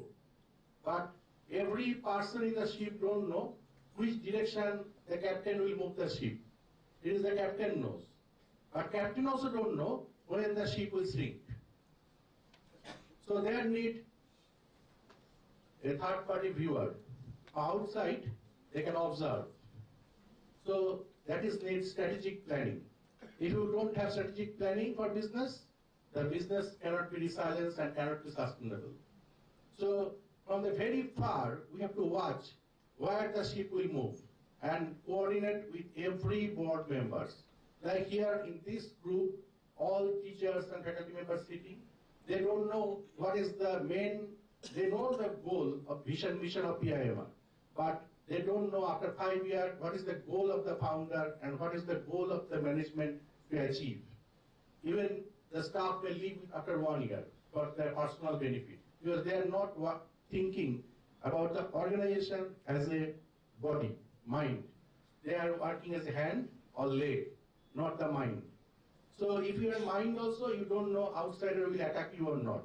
That is the strategic planning we have to know and we have to work on. With this, I should tell you that University College Publications have book publication segment, and also we are running IT Activity Journal. In the conference, we have made this open. And also in Australia, we have campuses, Lincoln University Australia, in Sydney, Lincoln Higher Education, and we have Advancement in Management Technology Journal. And of course, Dr. N.N. Jain he founded this, the resilience from the very 0 point. We are here. Like yesterday also one of my students come from Malaysia, meet here and told that before 19 years I come here and we get trained in Bombay hospital, but there is nothing in this place. Now there is a big building and they have university and colleges. And same as the University College Malaysia also, founded by Dr. Amia Bhumik. It is from scratch. There is nothing, and with 3 students we started, and now we have more than 175 program, consecutively more than 6 years. It is 5-star rank university by Ministry of Education Malaysia, and Times ranking, US ranking, all is there. So we are working here in this conference, and in hybrid mode we are telling, but we are physically here and we are discussing with everything, and that is the opportunity. I just before coming joining this, I am talking with some delegates that opportunity never comes twice. Maybe different opportunity may come and we can get better opportunity, but that opportunity will not come. Today I am here, today Dr. Justin Pal here, you can discuss directly. That will not happen even in next time, maybe. Maybe I am in different mood, Dr. Justin will be different mood. So that opportunity will never come. So business also, everybody cannot be CEO, as our Tony, Dr. Tony, Mr. Tony of Air Asia CEO told.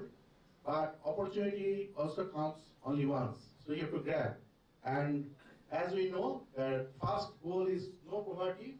Second one is zero hunger. Third one is good health and well-being. Fourth is education, where we are here. And if we are poor, we don't have good health, we cannot think about education. So if we don't have education, we cannot provide good health. And we cannot provide economy, goal number 9. So we remain poor, no money. So all these goals are interlinked with each other. And we are working for goal number 17, the networking and collaboration. So we must work together and we can move forward from here. And this is, we have done MOU also with University College Malaysia so that we can move forward with different aspects, world degree immersion program and student exchange and student visit and publication as well, research and development. So all of you are welcome to contact with me freely, no objection, and anybody is freely can contact you after this conference. And thank you to Dr. Davesh Jain, the chairman, Dr. S.S. Bhaskar, director sir, Dr. Anukul, he is very instrumental and sitting behind, up on the stage, you can see the seat is vacant. He is sitting downstairs. And also Dr. Amitabh Joshi, conveners, all faculty members, the dignitaries and the organizing committee members who make this event successful. And IT support team, thank you all again. I am giving the vote of thanks, sir. Thank you. I am taking the vote of thanks.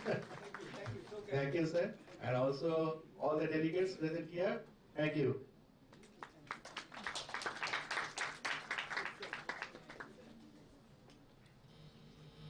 Thank you so much, sir, for your encouraging words. I now hand over the proceedings of the further valedictory ceremony to Dr. Kavita Gemini Nanda. Thank you so much.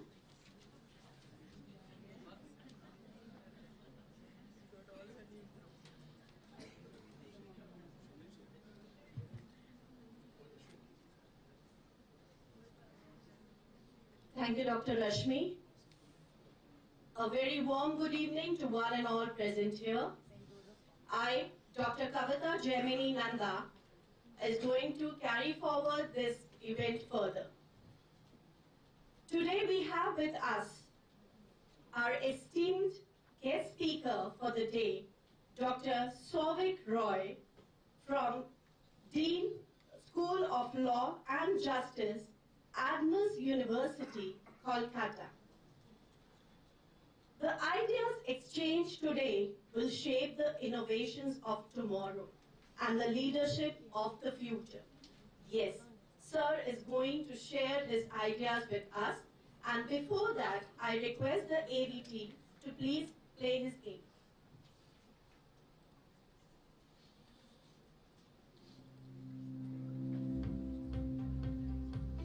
Dr. Souvik Roy is currently spearheading the law school at Adams University, Kolkata as Dean. Dr. Roy completed his PhD in the area of substantive criminal law from KIIT University, BA LLB from University of Calcutta. He pursued LLM from Queen Mary, University of London, UK, with merit including distinction in 2 disciplines. He was the recipient of the University of Calcutta Endowment Scholarship.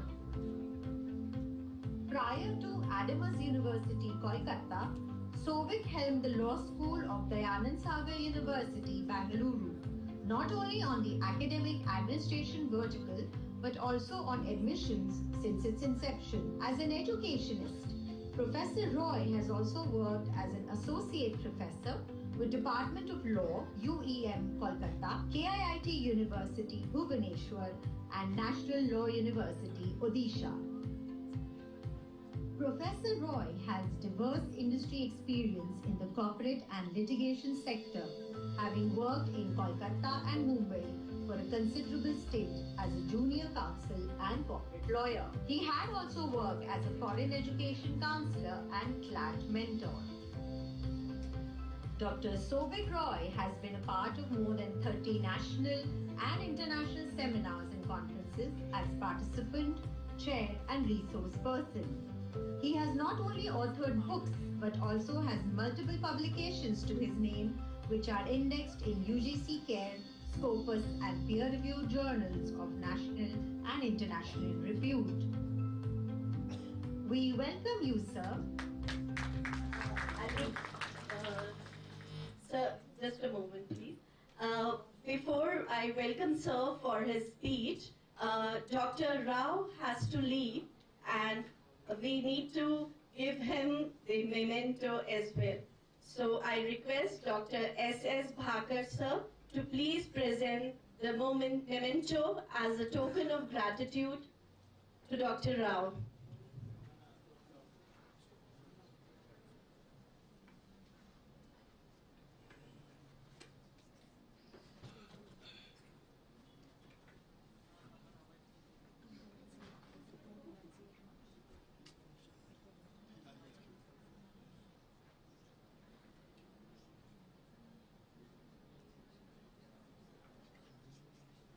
I request the internal team to please bring the memento.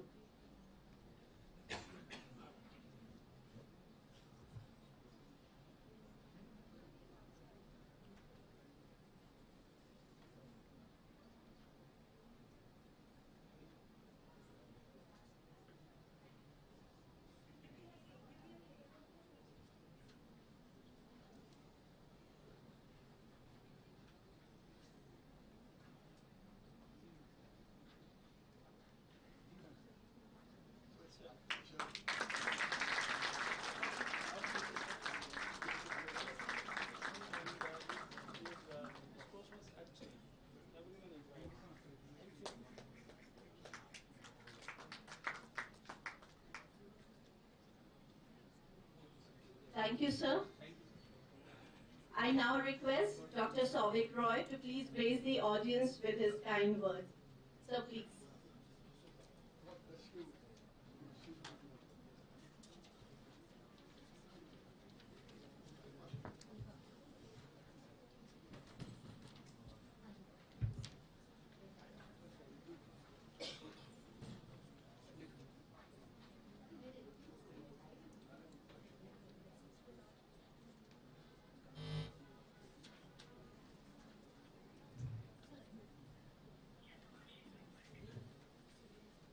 A very good afternoon to one and all present here, dignitaries on the stage and off this dais.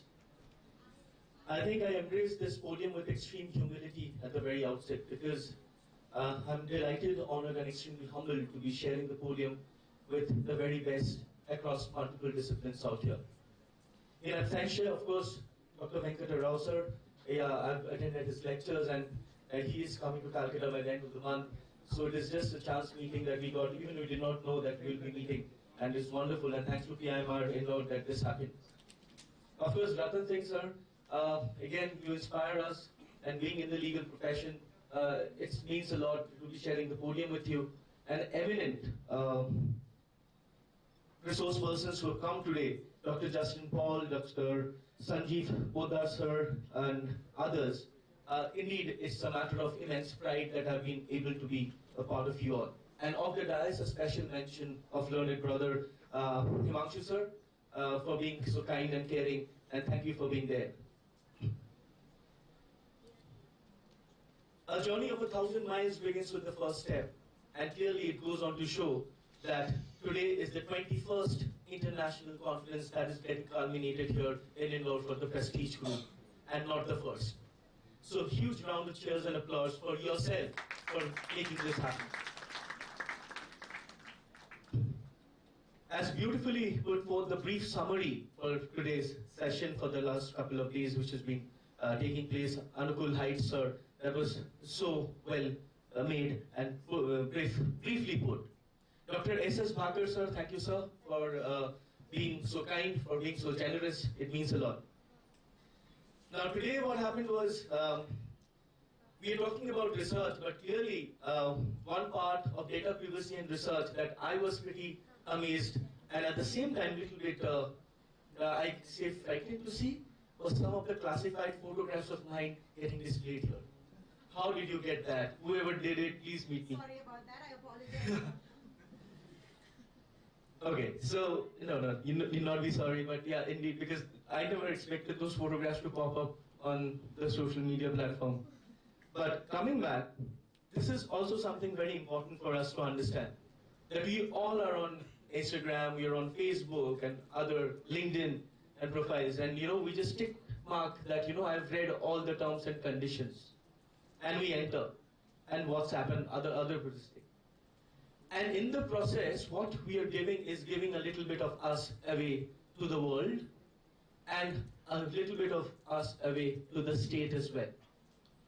As rightly put, that about Venkat Rao sir, that the inner net and attempt to mechanize the human thoughts. It's indeed true that what Justin Paul sir had mentioned, that AI transformation has become immense.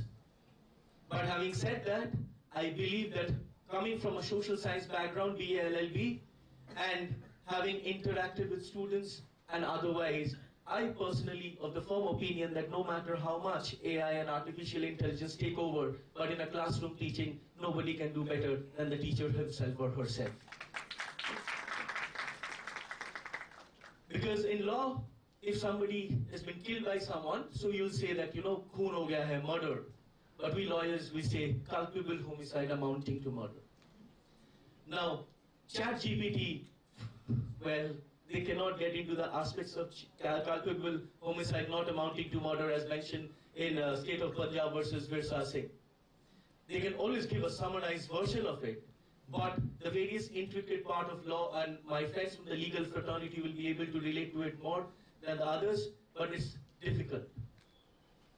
Something very important that Sanjeev sir has mentioned, to move out of the comfort zone. Yes, definitely. But having said that, moving out of the comfort zone and becoming more adaptable to the newest innovations, technology, and other softwares, yes, it's very important. But at the very same time, it should not be the master. It can only be the agent, because you yourself is the master. Nobody else can. Last couple of hours and last 3, 4, 5 hours have been quite breathtaking for me. Nishant Joshi sir, thank you for the opportunity here in the law school. Once again, a special mention of Principal ma'am, and of course Shayali ma'am, with whom I've worked before as well. So thank you for bringing me here, and I just thought for a time being that probably I have taken up academic administration or this deanship and everything too soon in my life. But having said that, I was, in fact, Himanshu sir is not here, he's gone out. He said that, no, that's a good thing that you've done. So, but why I say that? Because today 3, 4 papers that took my breath away. One was cognitive neural autonomy. How AI is taking charge of what we are thinking as a person. It's the 5th generation of human rights that we are talking about here.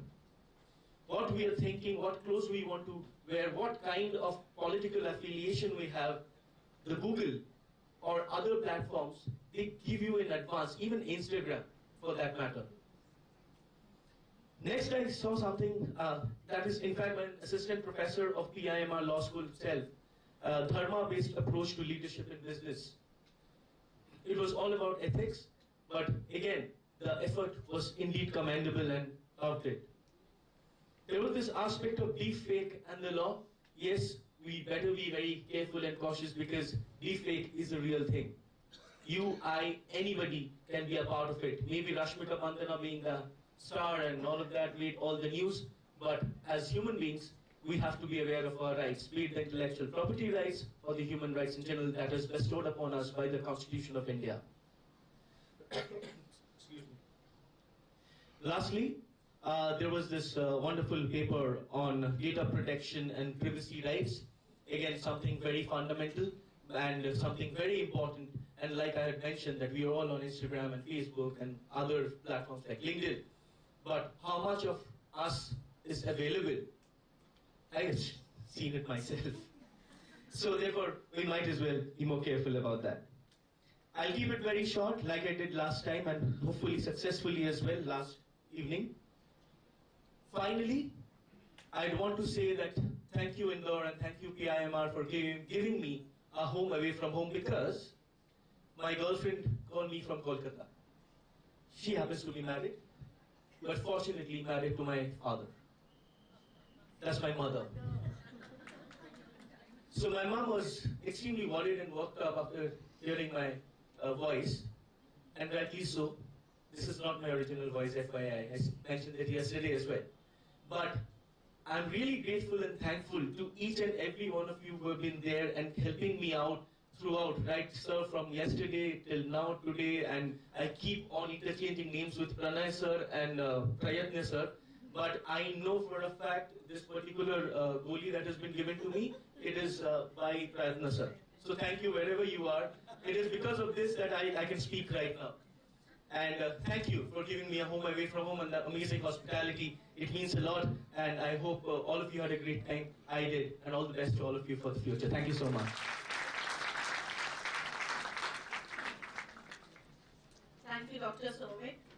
And we will definitely take care of all our human rights and be more careful, and we will avoid any kind of not following the cyber laws and things like that. We'll definitely look into the matter. Moving further, as we remember Swami Vivekananda today, arise, awake, and stop not until the goal is reached. In today's world of distractions, it remains a powerful message for focus, discipline, and the understanding that true success comes from consistent, long-term struggle and inner strength. Great moments are born from great appreciations. Yes, now is the time for the award ceremony. We now move on to one of the most awaited segments of the ceremony, that is the award ceremony. We have 3 categories of awards here. Best Research Paper Awards from various tracks, winners of Best PhD Contest in Law and Management Departments, research honorariums to the faculty members. So starting with the Best Research Paper Awards from various tracks, I now invite Dr. Priyanka Chawla and Dr. Chanchala Jain to make the announcement.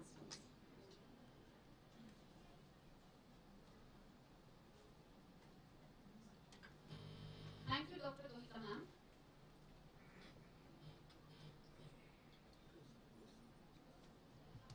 Behind every excellence, there is a passion, persistence, and purpose. A very good evening to one and all present here. So we now move on to one of the most awaited segments of this conference, yes, the award distribution ceremony. These awards are not just symbols of achievement, they reflect the hard work, dedication, and innovative thinking that drive research forward. This section is not only about recognition, but about ideas that inspire, research that creates impact, and presentation that turns knowledge into meaningful insights. So we have best paper presentation from each track. Let us begin with management domain. The best paper award in the student track offline goes to Naman Sharma, Dr. Dipesh Mahajan, Dr. Shalu Kotwani for the title Study of Long-Term Buy and Sell Signal of IT Sector Stocks Using Technical Indicators.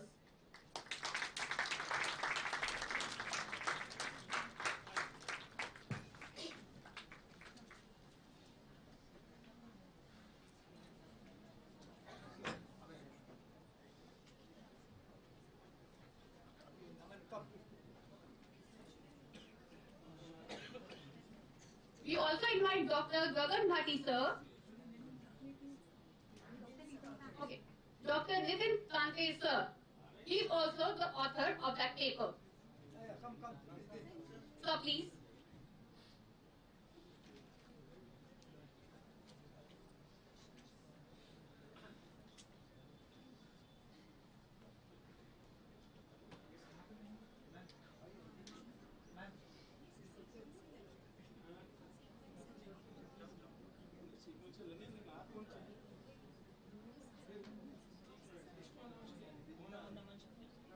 Naman Sharma, Dr. Dipesh Mahajan, Dr. Shalu Kotwani, and Dr. Nitin Kante sir.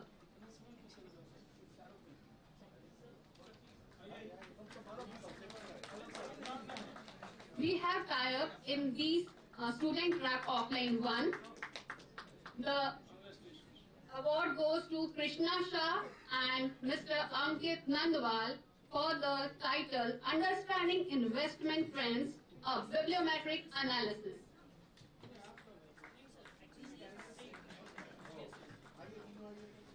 Krishna Shah and Ankit Nandwal sir.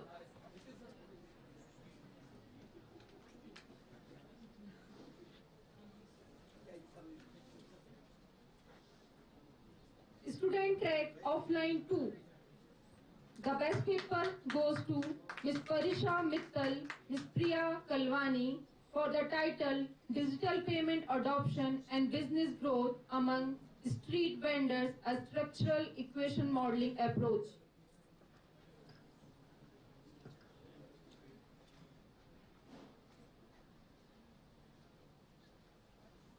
Announcing again Ms. Parisha Mittal, Ms. Priya Kalwani from the student track offline 2. एक एक ही करें जब तक वो नहीं आ जाए और नहीं तो फिर उनको बाहर करें दोबारा नहीं आए बहुत कंफ्यूजन हो रहा है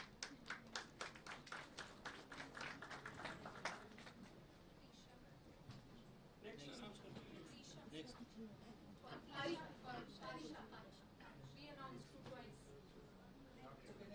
Next is student track online 1. Award goes to Kesha Joshi and Dr. Saurabh Jain for the title The Role of Artificial Intelligence on Behavioral Intention to Adopt FinTech, Examining, Mediating and Moderating Effects from ITM Baroda University. 30 second में नहीं आता तो वो drop करें next online okay next all online Next is marketing track offline 1. The awardees are Ms. Sukanya Koti, Dr. Professor Vishal Haskiwala sir, and for the title A Study on Digital Instagram Influencer, Marketing Strategies and Sustainable Leadership.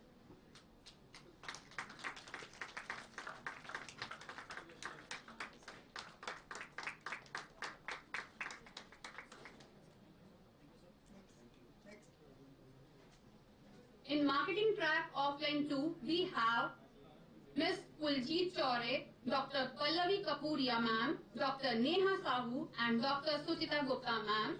These are the awardees for the title Understanding the Effect of Product Influencer concurrence on influencer credibility, extending the source of credibility model.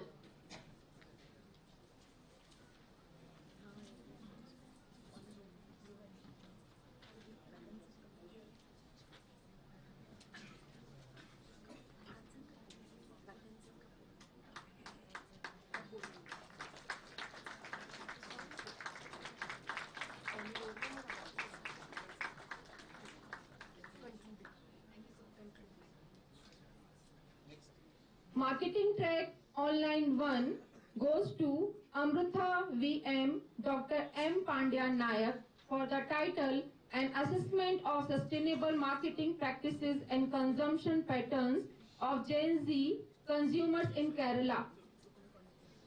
This award is for the online presenters, so we are moving to the next. That is IT and DA Online 1. It is again an online track. In this track, the award goes to Dr. Sriram N. Kargaonkar for the title Explainable Deep Survival Models with Penalized Perily and Long-Term. So for IT and DA offline track, award goes to Dr. Alok Bansal sir, Mr. Prakhar Sharma for the title Enhancing ESG Transparency and Accountability, a Stakeholder Framework Using NLP and IoT.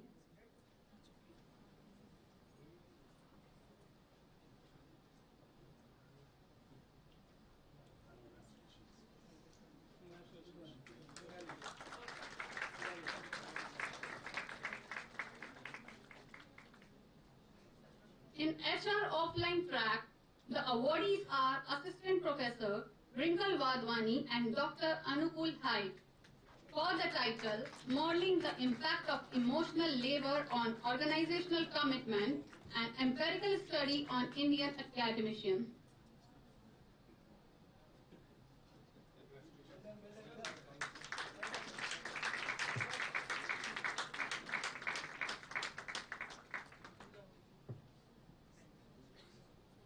For the HR track offline 2, award goes to Dr. Sapna Chauhan for the title Caring Through Data, Leveraging Compassion-Driven HR Analytics to Prevent Burnout and Strengthen Resilience.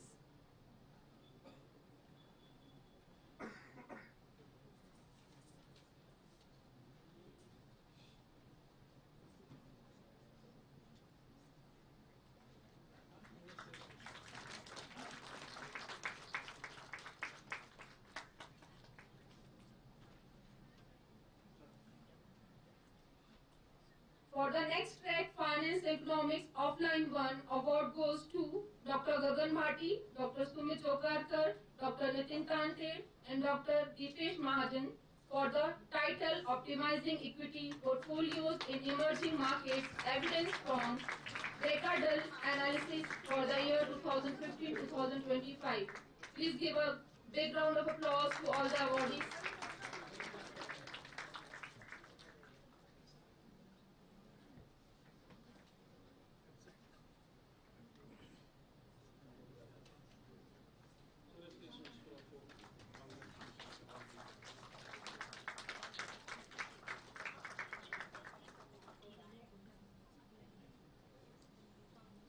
In Finance Offline Track 2, there is a tie, and the awardees are Rashmi Bajatia ma'am, Amitabh Joshi sir, and Shweta Mogre ma'am for the title Corruption Control and Long-Run Economic Growth, Empirical Insights from a Global System GMO Model. And for other paper, the awardees are Dr. Suchita Gupta, Dr. Neha Sahu, and Dr. Kuljit Chaure.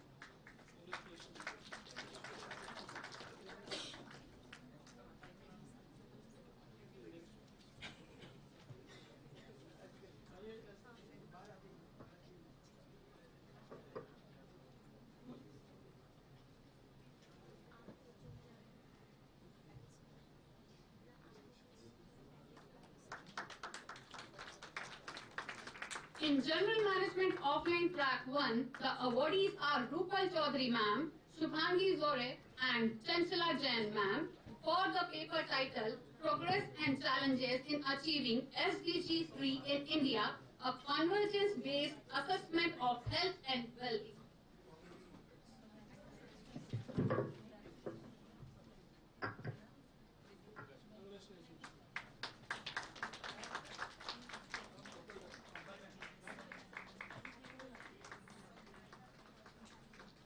A big round of applause for all of them.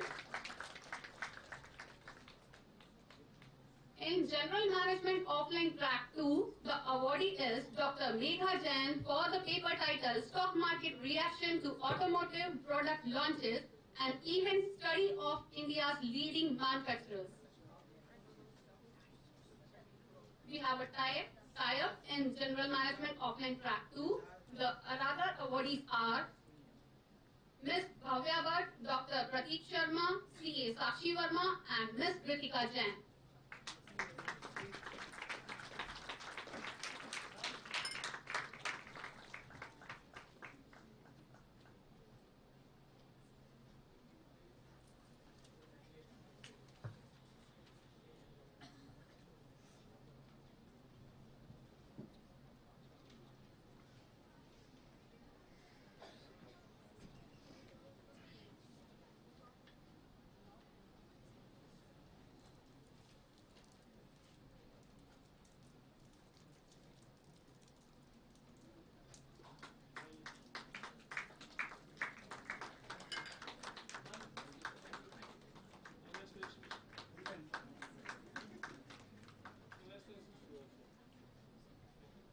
Now the announcement will be from the law domain. For the first track, award goes to Isha Jain for the title Cyber Crimes and Cyber Security, Legal Challenges and Policy Responses.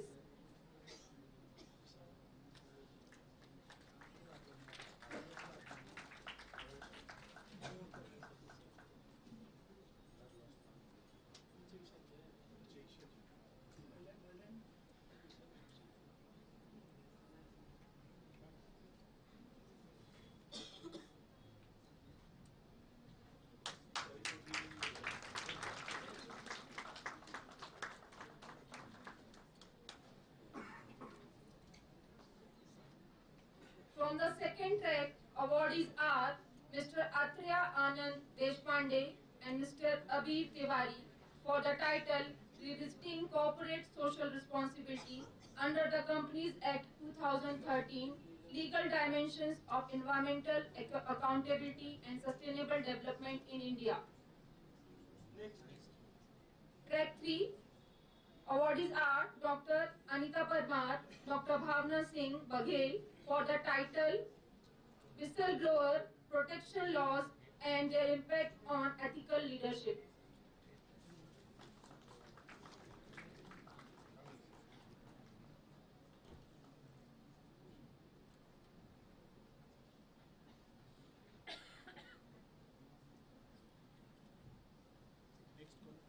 Last track was the student track from the law domain.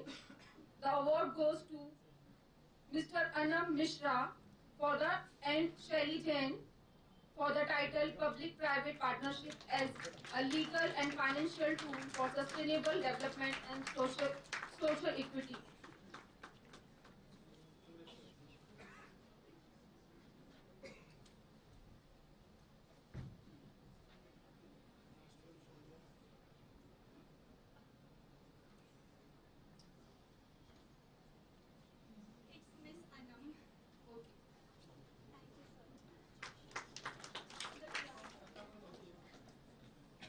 ऐसे धीरे चलेंगे तो photo से बाहर रहेंगे।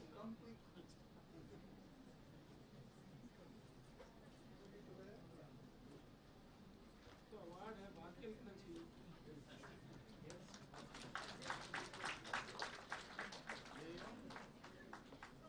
Now we just want to announce the name of all the online winners as live streaming is going on YouTube. So in the track, student track online 1, the winner is Kesha Joshi and Dr. Saurabh Jain. in IT and Data Analytics Online Track 1, the winner is Dr. Sriram and Kargaonkar.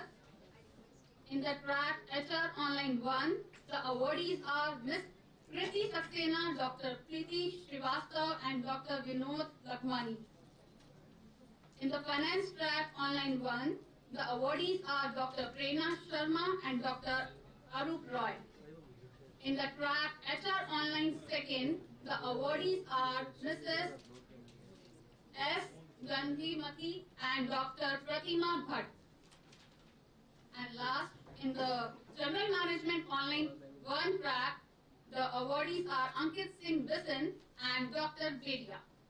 So now, with this, we would like to invite Dr. Kavita Gemini ma'am to further proceed.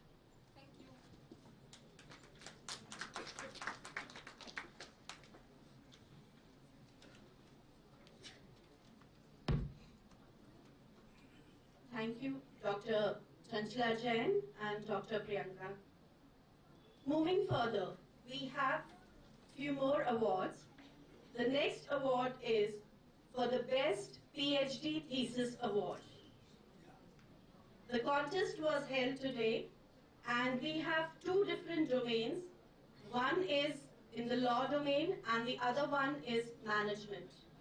So the winner of the law domain Best PhD Award goes to Dr. Vidhi Singh from Maharashtra National Law University on the topic Matrimonial Property Rights under Hindu Law, a socio-legal study. I request the dignitaries to please present the award to the winners.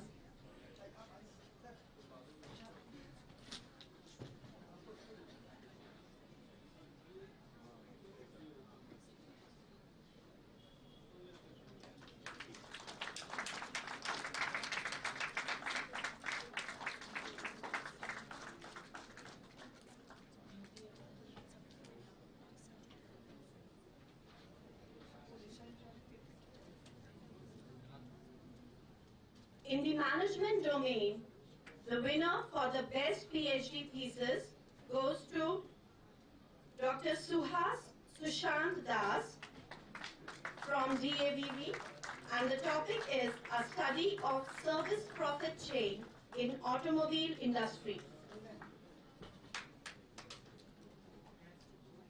Congratulations to all the winners.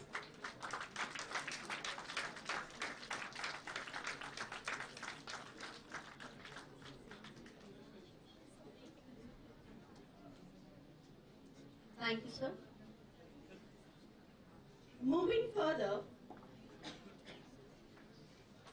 in Prestige we have a process that all the people who get their research papers published in Scopus, Web of Science or AVDC journal, they are being honored. And for this, we have the names here. Recognition of faculty members for research paper publications in the Scopus Web of Science Index journal. The first prize goes to Dr. Alok Bansal, sir. His paper has been published in the journal International Journal of Consumer Studies, which is a Scopus Q1 category journal. Congratulations, sir.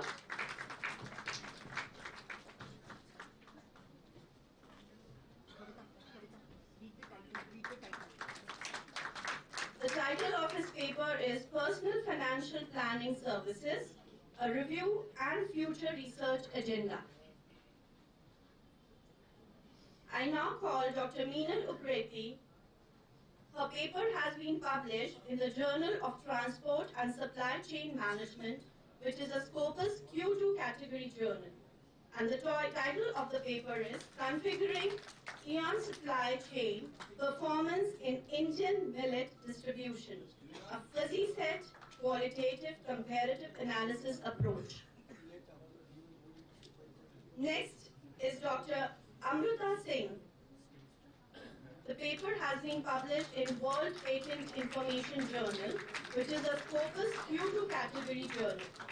The title of the paper is The Patent Landscape of Nanomedicine, Opportunities and Obstacles.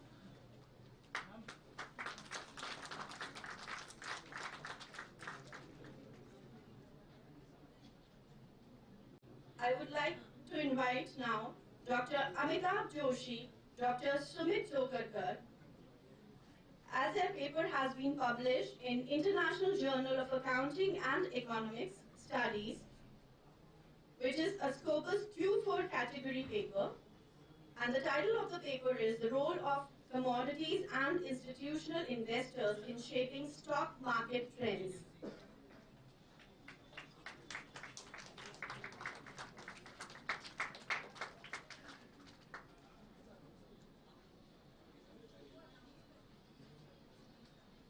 I now invite Mrs. Aishwarya Arora.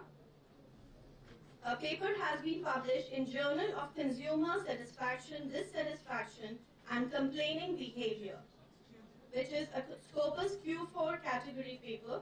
She's not. Shyam Malhotra, Dr. Manisha Singhai ma'am.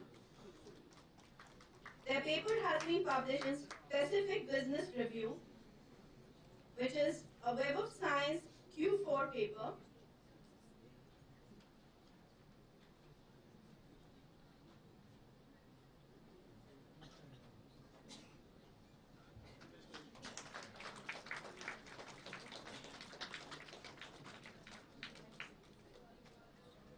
Next, Dr. Kavita Gemini Nanda and Dr. Timsi Kapoor. Their paper has been published in Conference Referee Proceedings in the journal IEEE, and the title was A Study on Innovative Work Behavior with Reference to Software Development Companies.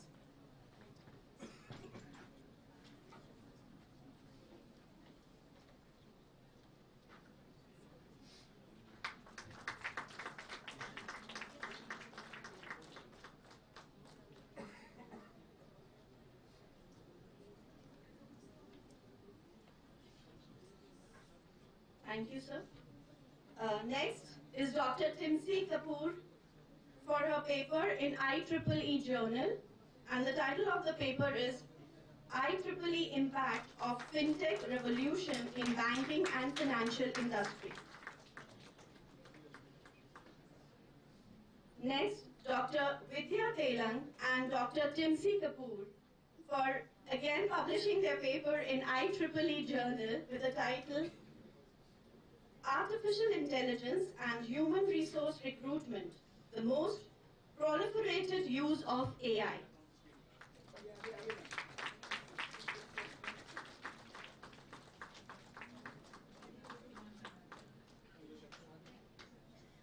Next, C.S. Priyanka Mathur for publishing her paper in Sustainability, Green Management and Performance of SMEs Journal. The title of the paper is Priyanka ma'am. She's not here. Next is Dr. Devish Jain and Dr. Amitabh Joshi sir for publishing their paper in the Studies in Systems, Decision and Control 2025. Amitabh. Sir.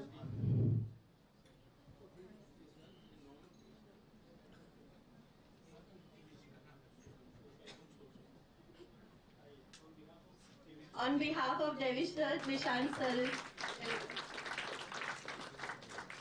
congratulations. Dr. Pallavi Joshi Kapuria, Dr. Saurabh Singh, please come forward. Their paper has been published in the journal Market Dynamics and Strategies in a Post-Crisis World. The title of the paper is Revamping Hospitality and Tourism, a review of service quality perceptions post-COVID-19. Next in the line is Dr. Sharda Haryani. A paper has been published in Business Intelligence, Computational Mathematics, and Data Analytics Journal. Title of the paper is Modeling and Evaluation of Land Use Land Cover Changes through Satellite Imagery Data for Ujjain District of Malwa Plateau region using Maximum Likelihood Classification and Support Vector Machine. Dr. Shada Harani, Dr. Sukhjeet Kaur Matharu, Dr. Chetan Nagar, and Dr. Ankush Verma. Please come forward. Then the paper has been published in the journal IEEE, and the title of the paper is Detailed Analysis of Advancements in Cryptocurrency with Blockchain Optimization on FinTech.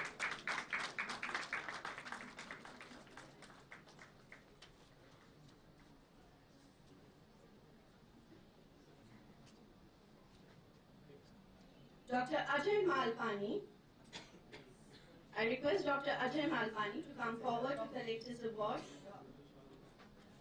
His paper has been published in the journal Integrating Neurocomputing with Artificial Intelligence, Integrating Fog Computing with AI, Model on Decision Making for Distribution of Energy Management.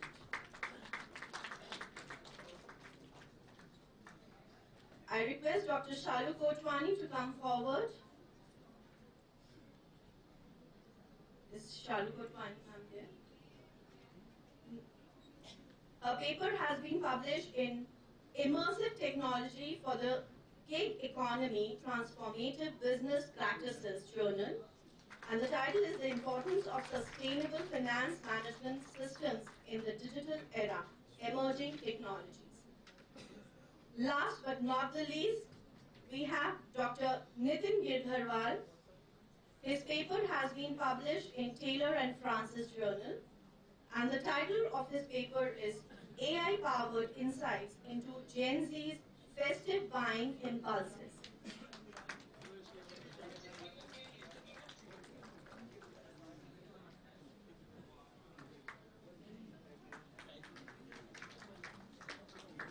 Thank you all. We have a special award here, which is not for the best paper or for the best PhD thesis, but this is for serving our institute since last 25 years. We have Mr. Manikchand Yadav. I request Mr. Manikchand Yadav to come forward.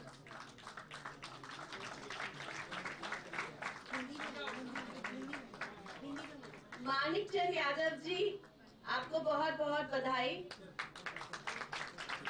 इस संस्था में आपके 25 वर्ष पूर्ण होने पर। हमारी शुभकामनाएं आपके साथ।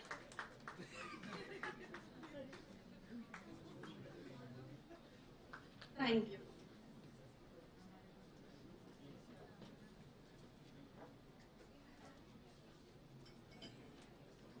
Moving ahead, we have with us Dr.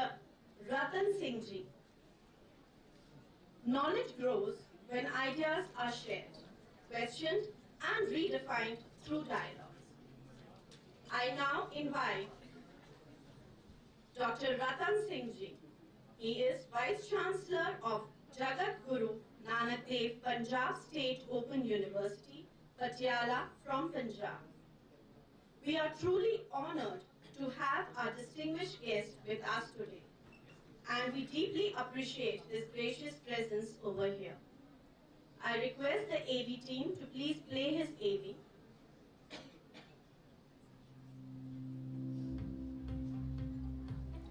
Professor Dr. Ratan Singh is a senior legal academic and university administrator who currently serves as the Vice Chancellor of Jagat Guru Nanak Dev Punjab State Open University, Patiala, Punjab. A legal scholar with specialization in constitutional law with over 3 decades of teaching and research experience. He is an alumnus of Guru Nanak Dev University, Amritsar, where he studied law and later rose to senior academic positions. Professor Singh is a former professor of law who has served as head, Department of Law's Guru Nanak Dev University, Amritsar, has held key residential and administrative responsibilities at JNDU, including roles such as warden and head of department, and later moved to Punjab University's University Institute of Legal Studies, Chandigarh. Dr. Singh has authored several books in the field of law and has completed UGC-sponsored research projects on themes such as the right to education policy with special reference to Punjab and the stresses and strains on the subordinate judiciary in India. As the Vice Chancellor at JGND PSOU, Professor Dr. Ratan Singh emphasizes inclusive, flexible and technology-enabled open and distance learning aimed at marginalized communities, working professionals, persons with disabilities and even jail inmates. His institutional priorities include access, affordability, equity and excellence in higher education in line with the egalitarian ethos of Guru Nanak Dev Ji and the broader Open University movement. We welcome you, sir. Sir, please.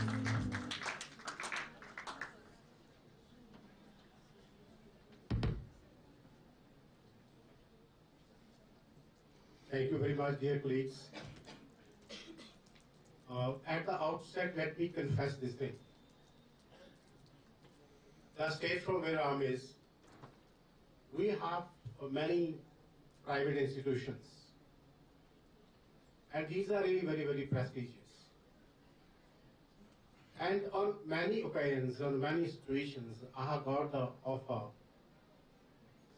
to come to these institutions and to participate in some of the activities.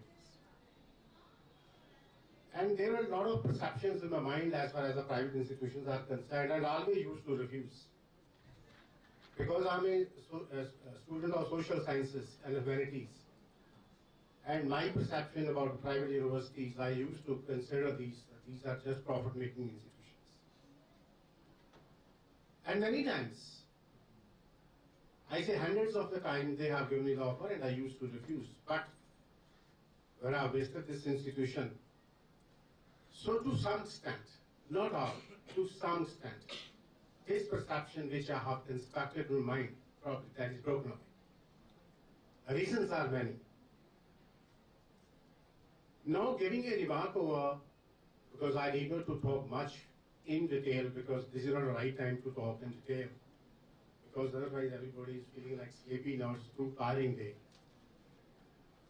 Because in the valedictory session, I've heard very heavy words like digital transformation, e-toilets, e-shopping, e-traveling, and like a lot of things, privacy and all these things.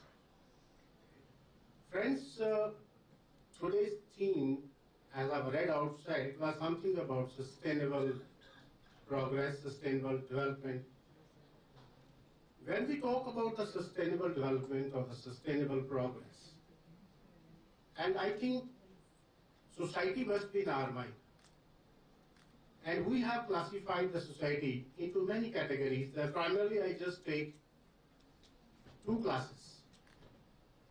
One is a class which is progressed, and another class which is yet progressing, or I say not yet progressed.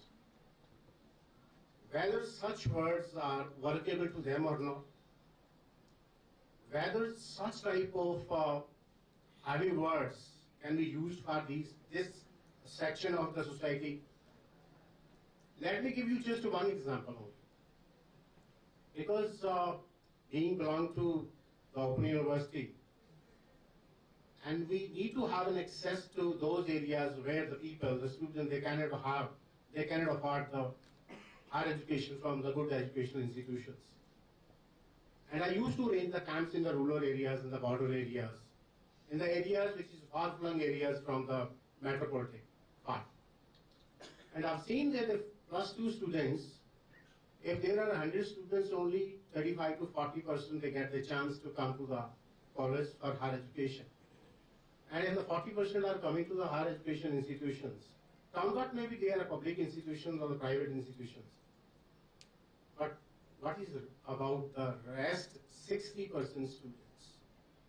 They remain into their own areas, they remain into their own domestic workers, they remain into some of the tuck shops, they remain into doing some meager work. Whether they will get an access to the higher education or not, probably that's the point, need to be deliberated. That is exactly a sustainable development if they participate in it. Because the 40% or 35%, they are already participating, they are already the part of development. And sustainable development is when you bring that category into the mainstream of the development. And the 60% people I have seen, either they're involved into the corrupt practices, evil practices, criminal activities, or drug addiction, or there are many others. So we are the institutions working for the higher education, either we are a private or we are a public institution. This becomes our ethical responsibility, it's a moral responsibility. And being the educator, being the administrator, here in this private institution, probably this becomes a social corporate responsibility to us. That we need to fetch these students to bring them to the mainstream. Probably that's the most important responsibility of the institutions who are higher education institutions. If we will do something for that set of the society, which is an other, which is struggling for to come and to be the part of the mainstream. Probably the basic purpose, the aim, the mission, the vision of all the universities, vision of the society, vision of this education, probably that will be fulfilled. So I hope with this message, the things will be changed. Because the morning I was just evaluating some of the PhD thesis, and everybody was talking about the research methodology. I'm a student of Constitution and a student of research methodology. When I talk, don't make this research very, very structured thing, very mechanical, very technical. No, research is not mechanical. Research is not technical. These are day-to-day matters, day-to-day activities of ours. If I want to find out a good school for my child, if I want to find out a good book to read, if I want to shop something for my home, then I compare. I ask many questions to my friends. I read the literature over this topic. Then only I come to the conclusion that this is the best. The same is with research. And when a layman's activity is structured into with many parameters, then we treat it like a research methodology.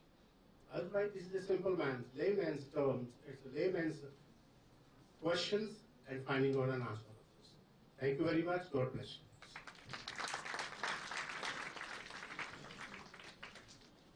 Thank you so much, sir, for your thought-provoking words, and we would definitely look forward and try to remember what you have said. Thank you. Moving further, as a mark of our gratitude for their invaluable presence and contributions, we shall now proceed with the presentation of mementos to our distinguished dignitaries and speakers for their valuable support and time. I now request Dr. R.S. Iyer, sir, to present a memento to Dr. Sandeep Poddar, sir.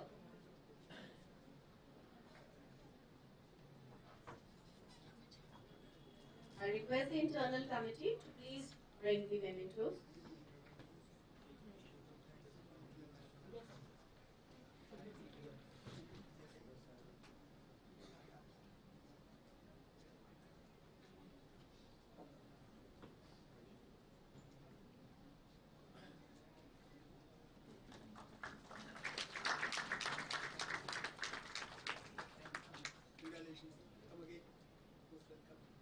Thank you, sir. I request Dr. Nishant Joshi, sir, to please present the memento to Dr. Souvik Roy.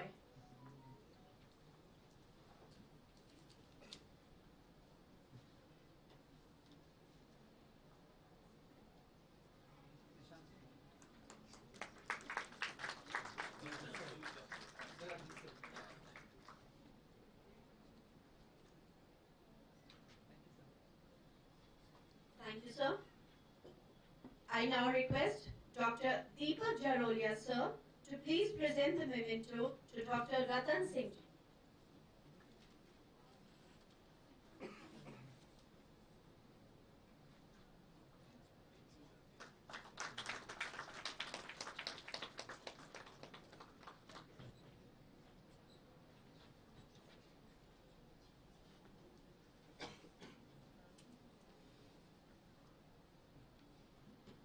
With this, I would like to thank all our sponsors who have been a great support in organizing this international conference. I would like to thank our strategic partners, Punjab National Bank, our technical session sponsors, Yes Bank, EduRankers, EduMiles, VRH Buildcom, our publication partners, Associated Management Consultants Private Limited, Indian Journal of Law and Society, Dexon Global, and our media partners, International Conference Alert Global Academic Conference.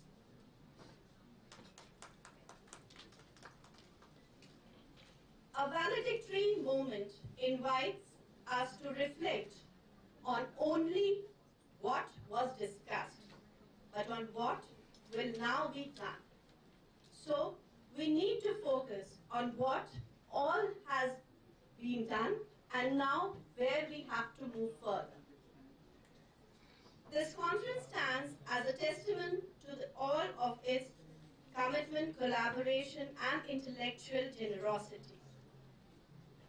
I now request Dr. R.S. Iyer, Director, UG, PIMR, to propose the vote of thanks. Sir, please. Very good evening to all of you.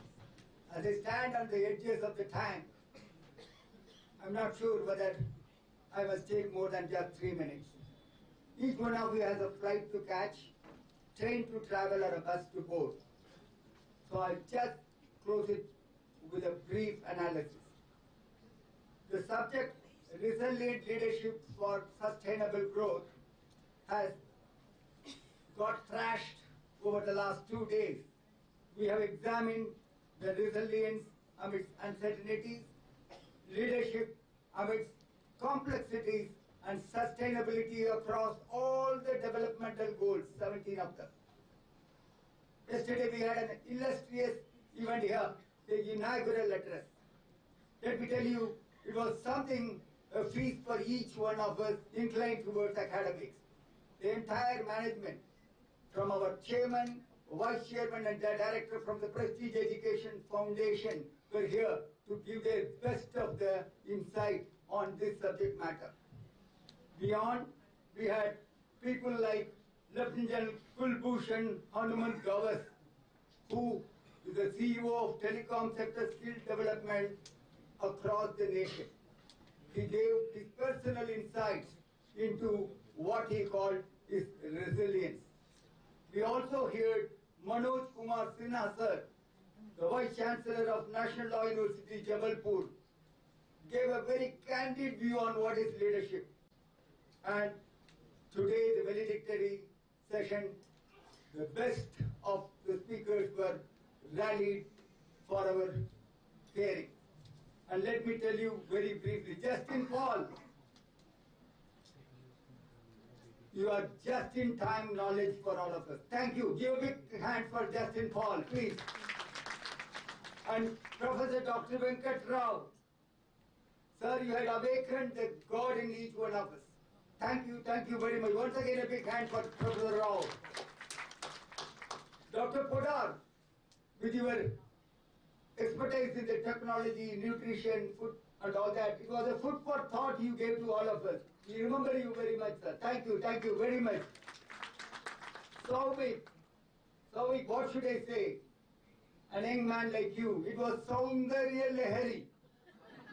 Okay? With the youth power.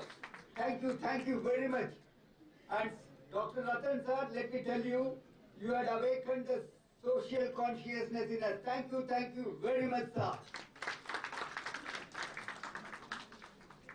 And let me tell you, such an event of a magnitude of this size, 200 plus participants from abroad were not, I think the committee that has put it through needs a big hand. And my personal compliments to Dr. Anupul Hai, Dr. Amitabh Joshi, Sharda Haryani Madam, Chanchala Jain, Sayali Bandi. Excellent. You all have unfolded a magnificent event for all of us. Thank you very much. Let me also compliment the other committee members, internal committee, reception committee, recreation committee, say what not. So many of you have joined together. All three campuses have put their best of their effort and made this event happen for all of us. And my special compliments to the sponsor. Punjab National Bank is the lead sponsor, fine sponsor of the technical support, publication sponsor, and the media sponsor. You all have made our day. I'm telling you, this is your social contribution to the knowledge world. And above all, my special compliments, Priyanka Chawla madam. Oh God, there are two. Priyanka Kaur madam, yeah, I'm sorry, I got mixed up. Priyanka Kaur madam, you definitely deserve a special mention by me. Yeah, thank you very much. So kind of you. Okay, all the participants, you have come from far and wide. I think from Kerala to where not. You have really seen the worth of attending this event. And this worth has been established over the years by Prestige PICOM 21. I'm telling you, 21 illustrious year of excellence has made this event memorable for all of you. We look forward to your coming year after again. Yeah, please come over. And above all, the scholars, the paper publishers, those who gave a perspective, the judges and the resource persons, sir, together you have made our event not only glamorous, you made it worthwhile, knowledgeable. Thank you very much. Friends, it calls for a standing ovation. May I request you all to kindly stand up and appreciate the committee once again. Thank you very much. This is a memorable event we all look forward to, and we cherish this event. Thank you very much. May I request the KB team to next play the national anthem. Thank you.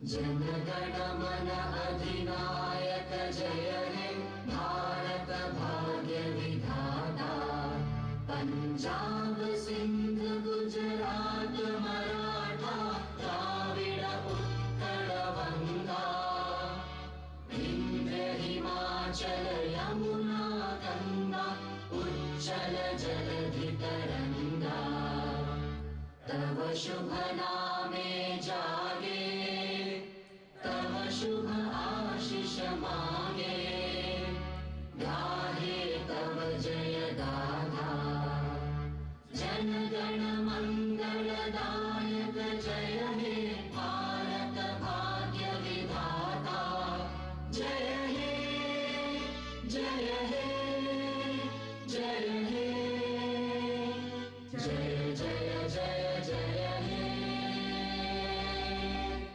Bharat माता की जय भारत माता की जय भारत माता की जय Thank you all for your gracious presence. As we come to the close of the valedictory ceremony, I request you all to please come out for the group photograph, have your high tea, and then you all have to come back to the auditorium for a meeting. All the faculty and staff members